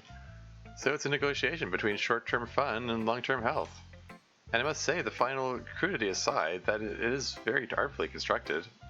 We're still in the middle of our journey of learning how to do poems here, but it is clear that we have a long way to go to match such masters of the craft like our recently graduated senpai. Sorry, her community lore is that she was indeed DLC all along, but Monika deleted her so hard that she deleted her out of the real world's memory. Ah, okay.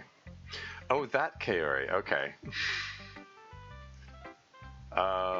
Okay, yeah. So the yeah. Sorry, I spaced out. I didn't consider that was the origin of the Kaori. I was aware of that particular April Fool's Day thing where they were people were pretending that there was a character named Kaori, like a blonde girl who was in the club all along. Yeah, he was just mean mugging that. That has nothing to do with poetry. Yeah. I'll always said trigger happy gaps with delicious. Yeah. Anyway, this is a graduated senpai. I appreciate it, but seriously, I'm not a master of the craft. I just started writing these because it was part of the club. I don't think I'm particularly good at it. Really? Now is Natsuki being the contrarian.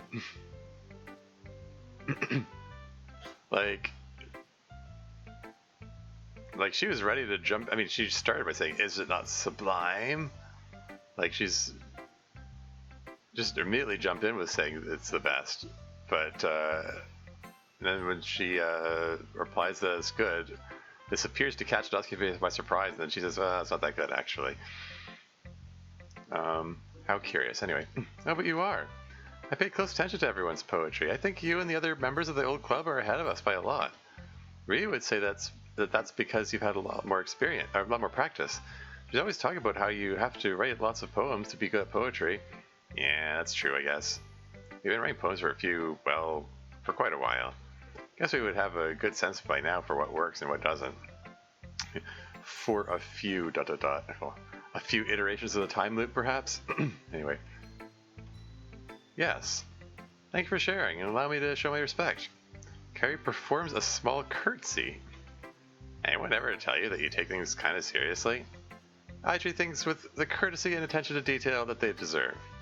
So, like, are you actually in the line of succession to be the queen, or... I am not a princess. Hey, look. Maybe I'm poking fun at you a little bit, yeah, but you honestly kind of are pretty princess-like princess. Really? You think so? Yeah, a little, but come on, girl, you can't pull that easily just from me saying that. What if a boy tried this on you? You'd crumble like a cookie. Natsuki and her heteronormativeness, despite being bisexual herself.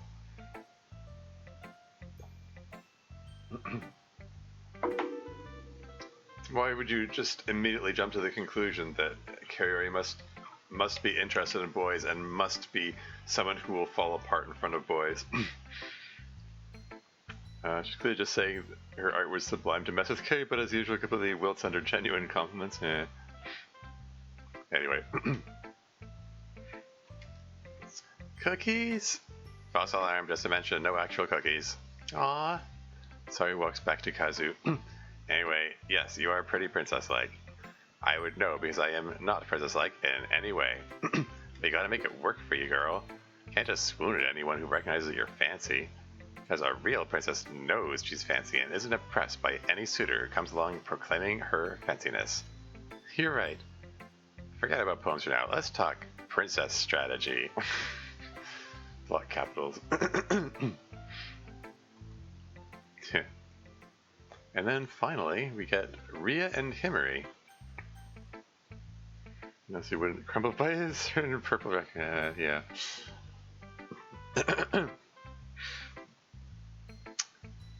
Whether cold or hot, be grateful that it is there. That was really good, Himary. Keep your voice down. I don't want her to hear. Himary gestures towards Monika.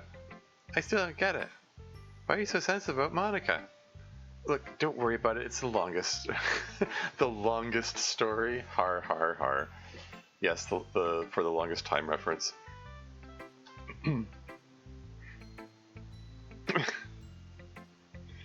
Calligrapher even that he thinks he's so funny. You mean she thinks she's or wait, sorry. I'm not sure what he. What? Are you referring to the longest story bit? Okay. He's okay. I've been referring to you as they because you once said you call yourself they online. So I'd stuck with that. Interchangeable, any pronouns? Okay, fair enough.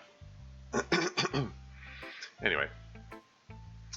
Look, don't worry about it. It's the longest story. We just both used to be in the debate club, and she left for reasons. That's the end of it. I mean, gosh, it seems like she doesn't care about whatever happened. I haven't seen her be mean to you at all, or even awkward.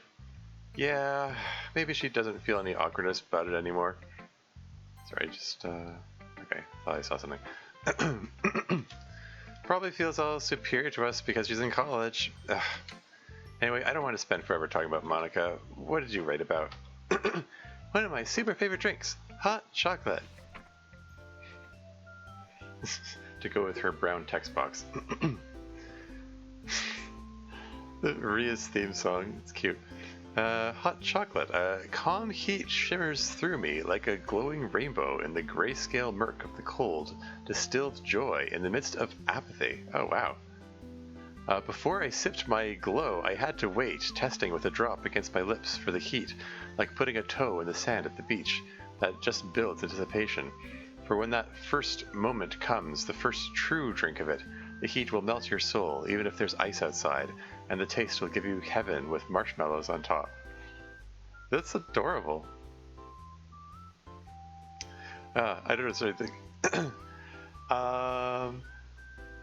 The word choice from Rhea is interesting. Like, distilled joy in the midst of apathy is a heck of a phrase. And everyone with Rhea improved as a poet, yeah. But I love this, the taste will give you heaven with marshmallows on top. That's an adorable image. Good stuff, good stuff. The sand at the beach that just builds anticipation. Yeah, good stuff, cool. Damn, Rhea. You're still so much better than the rest of us. Not that much better.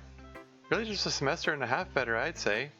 Back when I had my semester last year, I had a chance to write a bunch of bad poetry that let me improve. Plus, I got to read a lot of poetry by all of them. Rhea immediately looks about at the 5 recent graduates. And they were way ahead of me, so I got better very quickly. Poetry's like anything else. You just have to do it over and over to get good, I know. You say it every meeting. Because it's true. Guess the proof is in the pudding. Sorry, perks up pudding? Anyway. Your poetry is always so beautiful. Aw. A while later.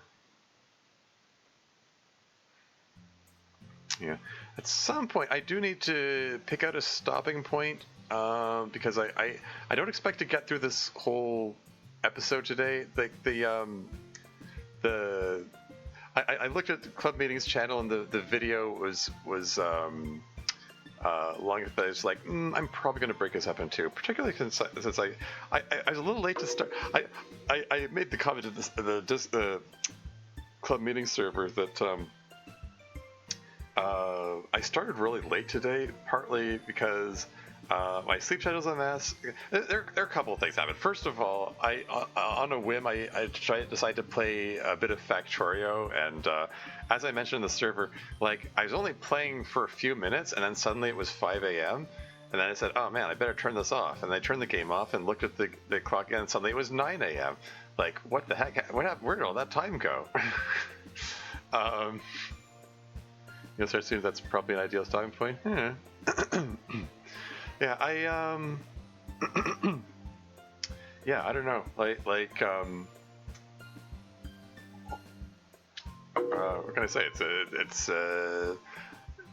I can say it's an addictive game. It's a game where it's easy. It's just easy to lose track of time because it's just another okay, I want to try build that. Oh, I want to try build that, and let's improve this little thing, and you just tinker with it. Because in Factorio, it's a game where it's top-down 2D view of a planet's surface, and you're building a factory. It's on this alien world. You start from nothing, and just gradually build it up over time. And it's like Factorio is a game where it's all about the automation and yeah, you can build everything by hand, but part of the challenge is figuring out, okay, let's see if we can make a machine that does that.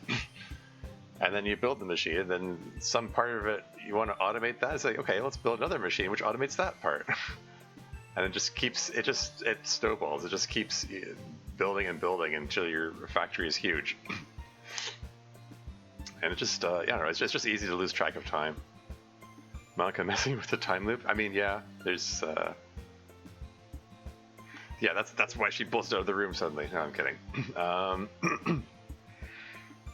Yeah, and the other thing that took away from my time that was earlier today, at a rather curious interaction, someone drew my attention to the fact that one of my mods, Would You Love Me, the one about the worms. Would you love me? Would you still love me as a worm? It got translated into Russian, and someone posted it. And the translator that posted it, put it behind a paywall, which is it's a no-no. That's against Team Salvato's intellectual property guidelines. Boo! Yeah, you're not supposed to be charging money for mods. And I asked one of the individuals from the. I talked to the translator. There were a few of them. I talked to them about it, and they rationalized it by saying that there are legal concerns because the mod features a same-sex pairing. Sayuri and Monika are in a romantic relationship in that mod, and they live in Russia, where being anywhere in the LGBT spectrum is largely criminalized. There's it's considered spreading LGBT propaganda to minors or whatever. It's considered a crime, and there's unfortunately there's a lot of bigotry and homophobia over there. I mean, and there isn't much of the world really, but that's what lawsuit waiting to have. Yeah, same-sex pair goes paywall. No, that's that's what I said. That's some bullshit, exactly. So you can't put it behind a paywall though. Exactly. Yeah, no, that's what I said. You're not supposed to be doing this, guys. I mean, I get if they want to restrict access to it because they're concerned about I don't know, some kind of legal consequence or whatever. And I suppose I can sort of see a rationale for, but if we put it behind a paywall, that guarantees that only adults will see it. That's not a guarantee in itself anyway. I mean, teenagers can have money too. The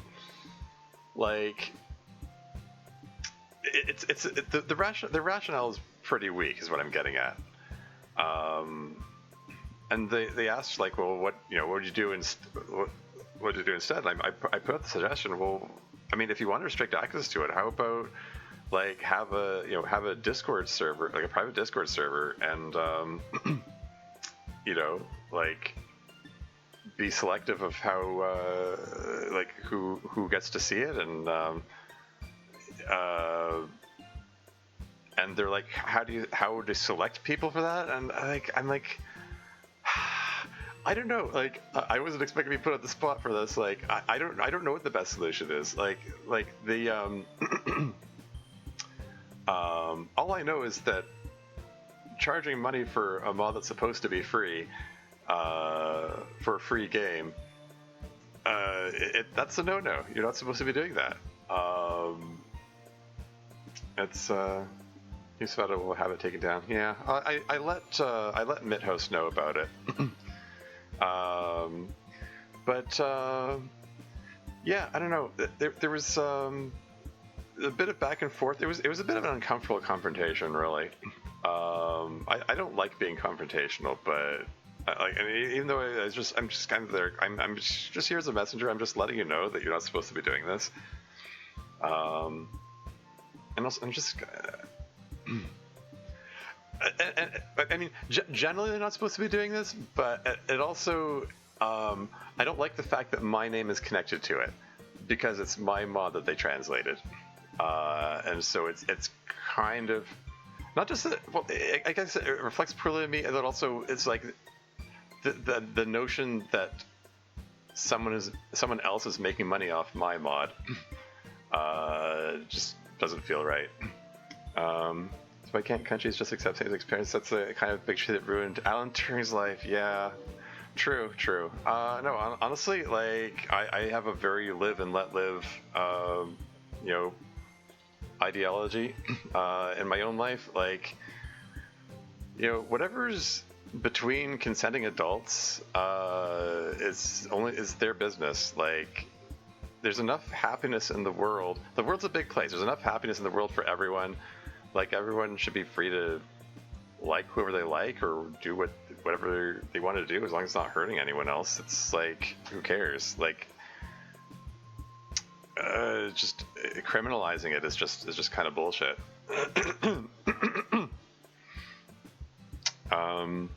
And yeah, the story of Alan Turing is really sad. Like, it didn't matter that he was a war hero who cracked enemy codes and so on, and was a brilliant programmer and so on. They didn't care. Like, he was gay, so they imprisoned him and castrated him, and he ended up committing suicide in the end.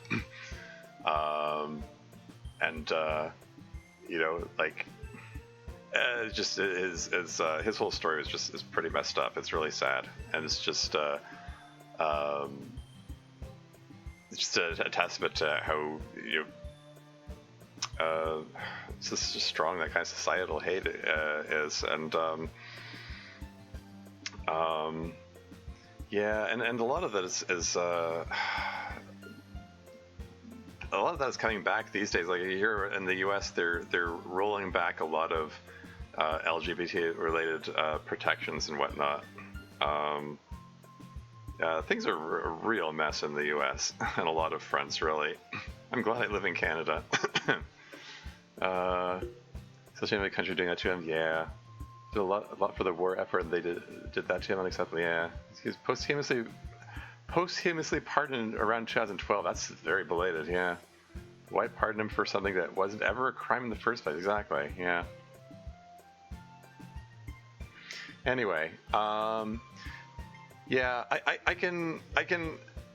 Anyway, the upshot of all that is, like, yeah, I can understand them having some misgivings and some concerns about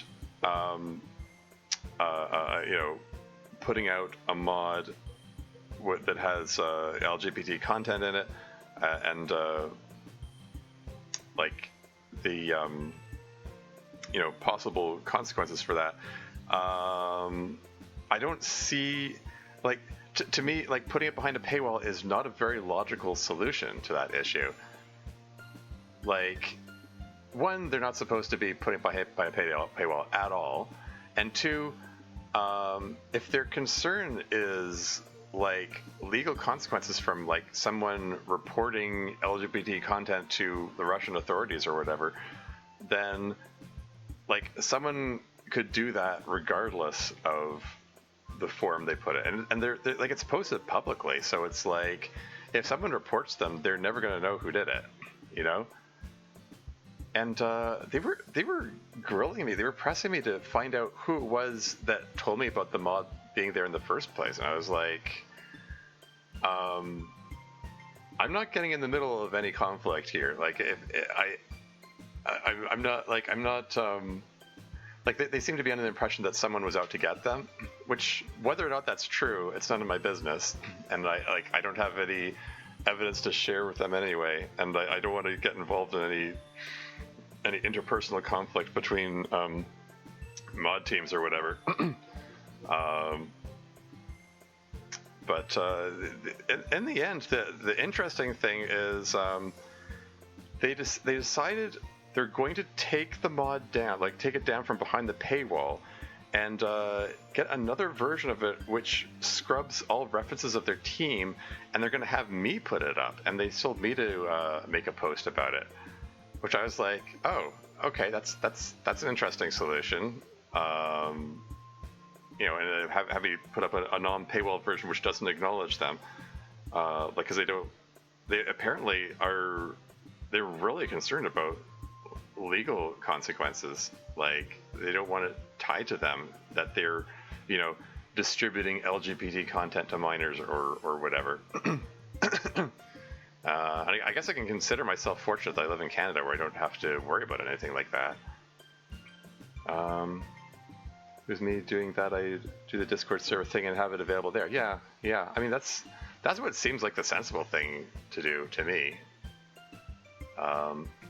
You know, you can have a channel which is for, you know, like adults only, and put it there if that's the concern.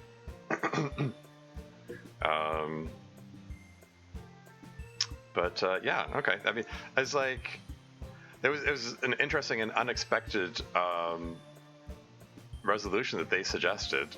But yeah, I don't know. I sort of wonder, like, are things really that bad over in Russia now? That's unfortunate that they have to be like have that degree of fearfulness of it, that they're going to scrub the credit for their work on it. Anyway, there's legal issues for LGBT content. Yeah, it's true. Anyway, moving along. Okay, everyone. That's just about all the time we have for today. Thanks again to all our former Literature Club senpai for coming and spending time with us today. Hope all of you took the time to learn something from them. Miss Vice Chair, please adjourn the meeting. Kazu, by the authority of the Vice Chair of the Literature Club, this meeting is adjourned. See you back here next time. Uh-oh. She didn't focus. There's no focus change there. That seems like an error.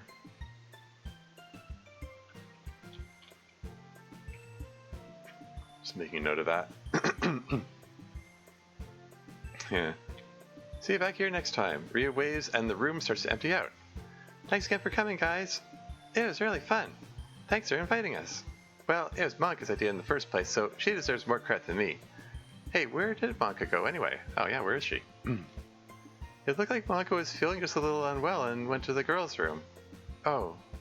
Well, I know Miss Ida and you guys were gonna catch up for a little while, so I don't want to be in the way. Plus, I have to go home soon. I'm sure Monika would want to say bye to you. She probably won't take too long in there. If you can wait just a little bit, she'll probably be right out. Okay. Yeah, where is Monika? Oh, she really did go to the bathroom, maybe. Oh, hey, Kuko? Oh, I guess the bathroom gang is still there. So, yeah, that's how it was. And then I said to her, I said, whoa, Monika, what are you doing back here? Ayami? Presumably that's not really Ayami and Monika's hallucinating again.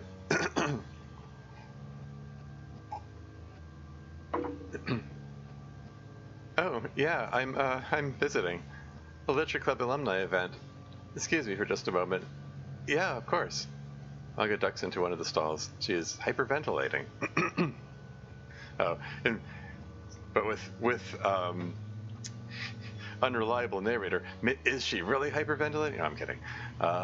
Hey, not to pry, but are you okay in there? Any reason why she's hallucinating? I mean, she hasn't. Hasn't slept at about 90 hours in counting. Yeah, she's the past few episodes have been about Monika stretching herself too thin, and like at first she was saying like she's getting 3.5 hours a night, and last week she remarked that she's getting 2 hours a night, and at the start of today's session she confessed to having done 3 consecutive all-nighters where she just stayed up all night. And so she's just feeling really out of it. Anyway, you okay in there? Yeah, I'm fine. Nothing serious, if you say so. Yeah, don't worry about me. Wait, you're not Ayami. No, I'm Mikuko. Yeah, I graduated with you last year, remember? You're sure you're alright? Yeah, I'm fine. Just been a really long day. Good to see you again, by the way. Like runs some water at the sink and splashes on her face, then dries it off. She's gonna mess up her makeup. I mean, we established that she like puts on makeup daily, right? Early in the mod. Anyway, okay, better now. Sorry to interrupt you guys. Sheesh, college seems rough. So anyway, I said to her, yeah, 4 days without sleep. That's great enough. Yeah. Oh hey, it's the emails background and music. So thanks again, Ria. We really appreciate it. Of course. Thanks for coming out here. I really have to go, but I'll leave you guys in Mesita to catch up. Bye-bye. And there she goes, as energetic as ever. She's grown so much this past year. I know she seems pretty much the same on the outside, but she's a very strong leader. Much more thoughtful than she used to be, too. I really do hope we have a better plan for things than trapping her in a loop. Hopefully. No matter whether the thing I start today works or not, I'll find a way. I promised. Emails are rapidly approaching. I know. Yeah. Maybe I will stop just before the emails. Yeah. I could go a little ways. I don't know. I'll stop before the next ad break shows up. That's what I'll do. No matter whether the thing I start today works or not, I'll find a way, I promised. But before we get to that, we need to do the rest of the club. Do you want to stick around, Mesita? We'd love to have you here. Sure, I was going to do some work anyway. Surprising no one. Makes sense, yeah. Besides, technically, as long as you non-students are in the school, I have to be here to supervise you. Well, let's get going then. We have MC's mod today, and it's kind of long. So first let's take care of emails. And then maybe I can rest a little bit during MC's mod. And then I need to go set for an intramural fencing tournament tonight. Monika, I am worried. When are you going to sleep? You know, at first I thought she was just feigning sleep issues to throw people off from her acting weird due to being the club president. But then she told me she really was low on sleep. Extremely low on sleep. When are you going to sleep, Monika? Tonight, okay? I'll sleep a lot tonight, I promise. You better. The sooner we do these emails, the sooner we can do MC's mod, and I can rest my eyes for a little bit at least. So let's get to them. Yeah, I'll go a little ways into emails. I finished season 2, and it was amazing. I'm glad you let Miss Ida figure out the truth of your world. Uh-oh, what's this? Oh, okay, thanks for this follow, Natsukill Avre. Welcome in. Just dipping a toe in, yeah. Yeah, do the first email at least. I got like 10 minutes before the ad break shows up, so. Anyway, finished season 2, and it was amazing. I'm glad you let Miss Ida figure out the truth of your world. Anyway, I have a couple of questions for all of you. For Natsuki, I just want to say I really love your poem style, mostly because it's so unique compared to other poets. I know. Not to say everyone else was bad. I also really liked everyone else's. Yours is just my favorite. 1. What was the best and worst dish you had to bake? 2. Any tips on baking? I've recently got myself into baking lately and I just wanted to see what you'd recommend me to do. 3. How do you describe your sister in one word? 4. What do you think of the DDLC mods that turn your dad into some crazy psycho that'll go on ends to kill you? Yeah, a lot of such mods. Okay. Oh, right. We're going to do not as many emails today. The first few that we got are a little bit long, so we'll do fewer overall. Sounds like a plan. This first one is yours, Natsuki. Yes. Yeah, my poem style rocks. It's easily digestible, unlike all the froofy styles you'll see around here sometimes. The worst and best dish I've had to bake. Never really had to bake anything. I bake because I like baking. I guess the worst thing I baked was the first few times I tried to do puff pastry. That did not go well. And then the best thing I did was a multi-layer cake. I think I've talked about it before. That was badass. Baking tips. When you're new, follow the instructions precisely. And I do mean precisely. Baking is actually pretty demanding. Things have to be done correctly or it ends up gross. Or worse, it looks fine and tastes sort of fine, but it's just slightly off. I hate when that happens. So just follow the recipe to the letter at first. And if it sucks, find a new recipe. Oh, and also check to make sure your oven's not hotter than other ovens or whatever. Sometimes that's the reason things end up effed up. Describe Fuyuki in one word. Easy. Badass. Okay. I guess the word isn't... Describe her in one word. Easy. She's easy, is she? Anyway. Badass. My sister is a total badass. Simple as that. Let's see. What was the last bit? Oh. Rude Natsuki. Yeah. Mods that turn my dad into a horrible abusive villain. Right. Yeah, it happens. It's fiction. I get it. But just know, Dad's not really like that, okay? It's the same as how Yuri isn't really psychotic and doesn't really want to crawl into your skin and stuff. That's just the way things went in Act 2 of the original game. Stuff got torn way out of proportion. My dad's annoying a lot of the time, but he's not like that. So, yeah, hope you understand. Yeah, well, I mean... It's the low-hanging fruit of heightened drama, right? They have to, people want to go for the,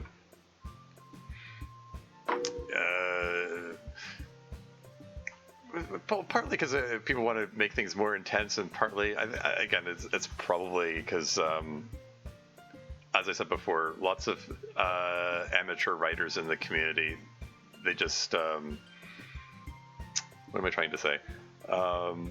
They just want to have a black and white villain, and not have too much nuance. Anyway, for Yuri, first of all, it's really cool you collect knives and have such vast knowledge in literature. Ignore the people who think badly of you just because you collect knives or think you're boring for liking literature. What's the oldest knife you have? 2, any fantasy books you think don't get as much hype as they deserve? 3, what do you think of literature class? My turn, I see. Thank you for your kindness. I do not quite know the precise age of my oldest knife, but it is an older wakizashi. Oh wow, okay.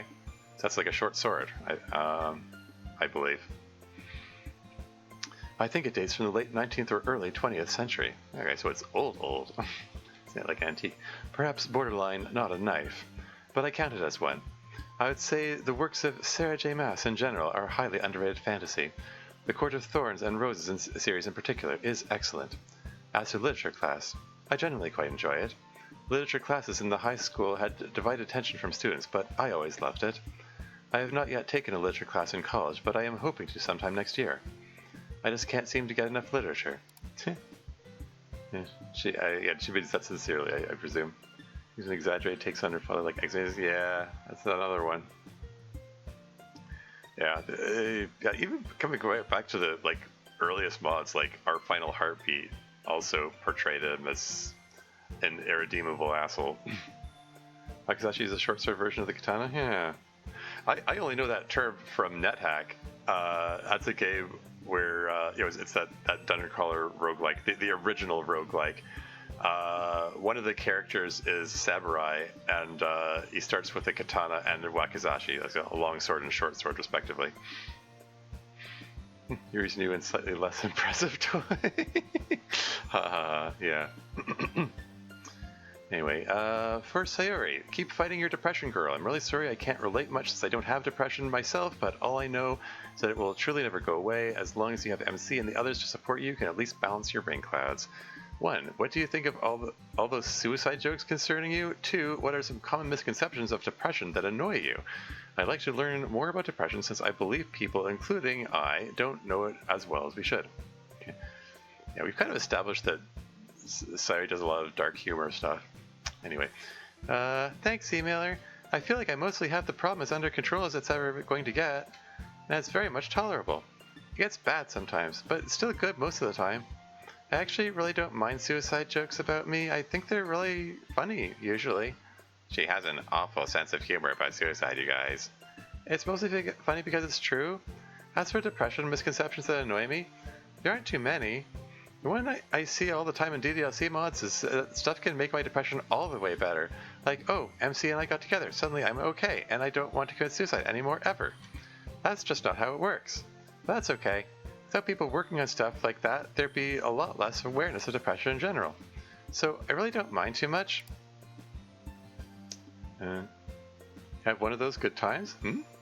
What, the Wakizashi? For the...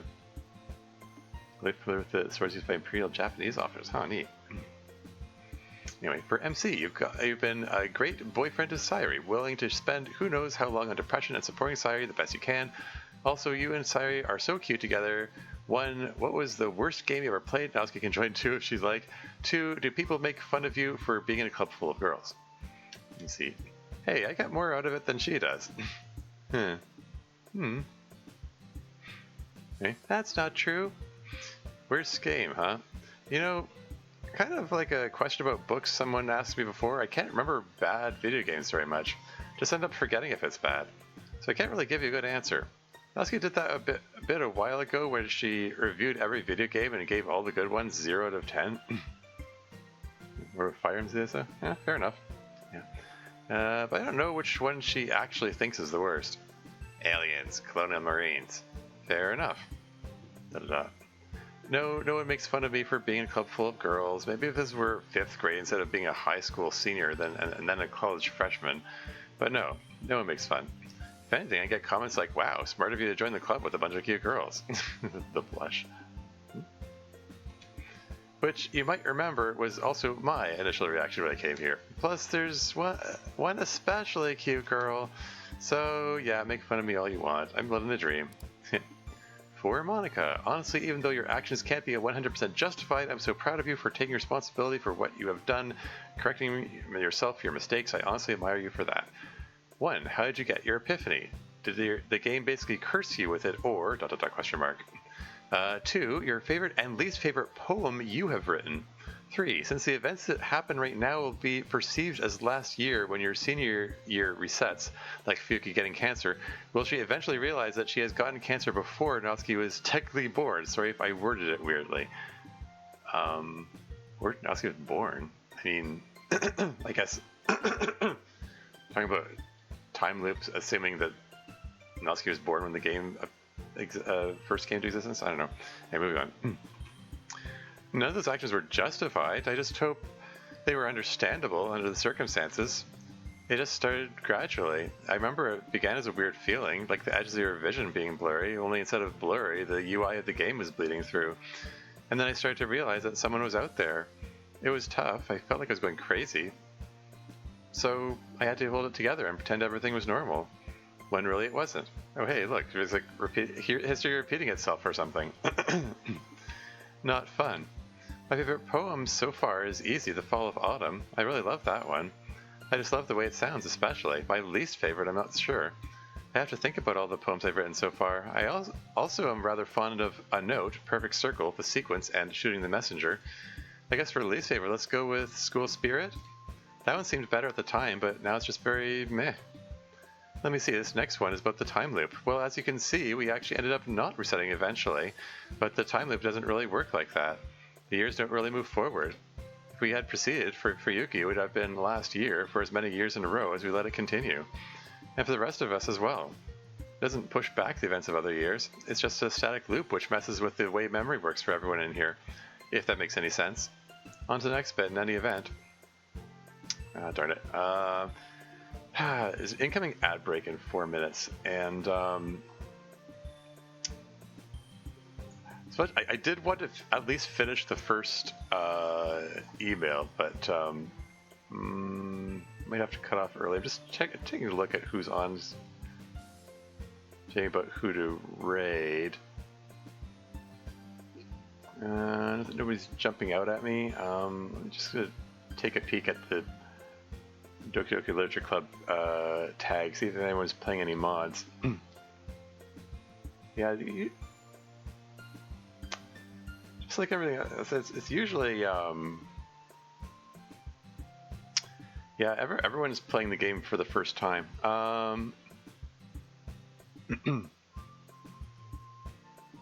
Yeah, everyone in the DDLC tags. Okay, I'll probably give Sylph a raid, I guess. She's playing Raven's Watch. She's cool. Someone I know from the Chaos Forge forums. Can I 3 minutes? Do I have time to finish the email? I probably should. I should probably just save it. I don't have to snooze the ad because there's a limited number of times this thing lets me snooze ads. So yeah, let's just wrap the stream here. Yeah, thanks, Jim. Yeah, no problem. Thanks for the advice. Oh yeah, no problem.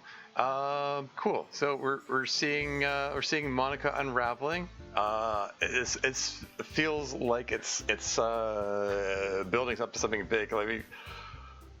Like just a sec. What the VFake raid again?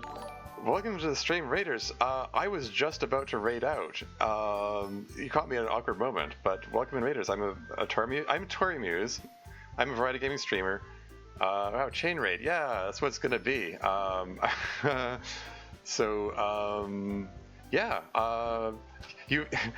I'm trying to. Okay, I guess I can hit the snooze button on the ad break. I was trying to get the raid in before the ads came on. I'll hit the snooze on that just so you can.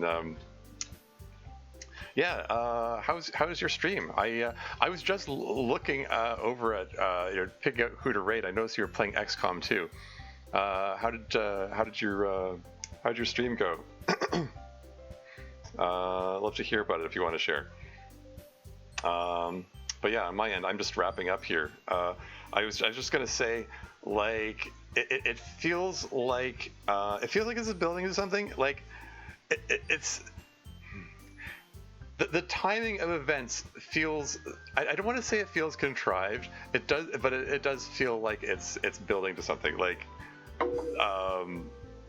the positioning of having the club meeting followed by the email section followed by the MC's mod. Like it feels like it's trying to get the mundane things out of the way. It's trying to get the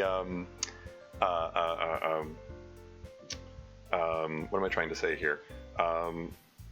Like the stuff that's expected week to week in each of the club sessions.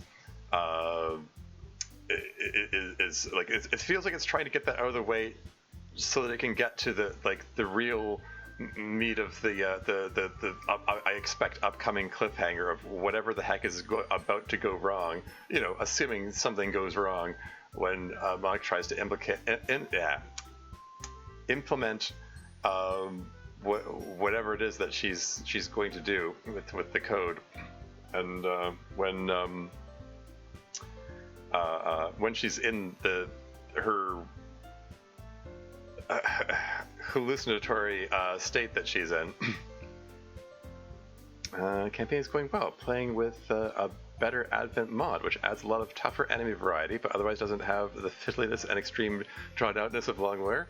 Fair enough. Cool. Yeah, it's fun to mess around with mods sometimes, for sure. Cool.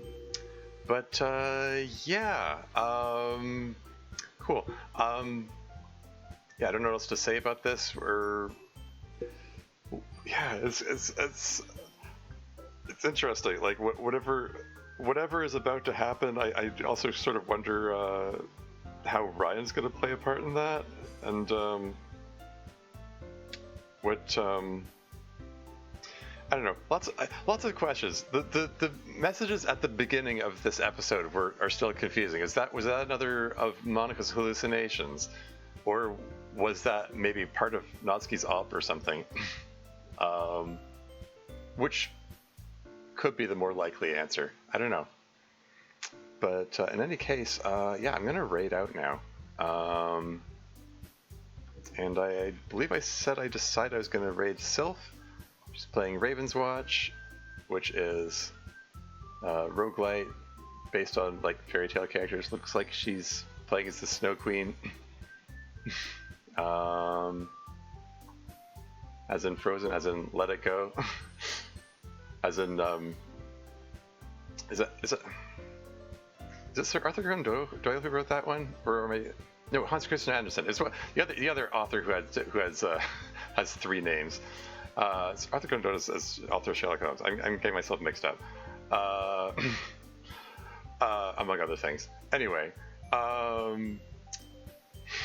yeah. Yeah, after this, I'm gonna get back to playing Darkest Dungeon for a bit, and we're gonna finish up Club Meetings episode 47 next Sunday. But that's all for now. Until next time.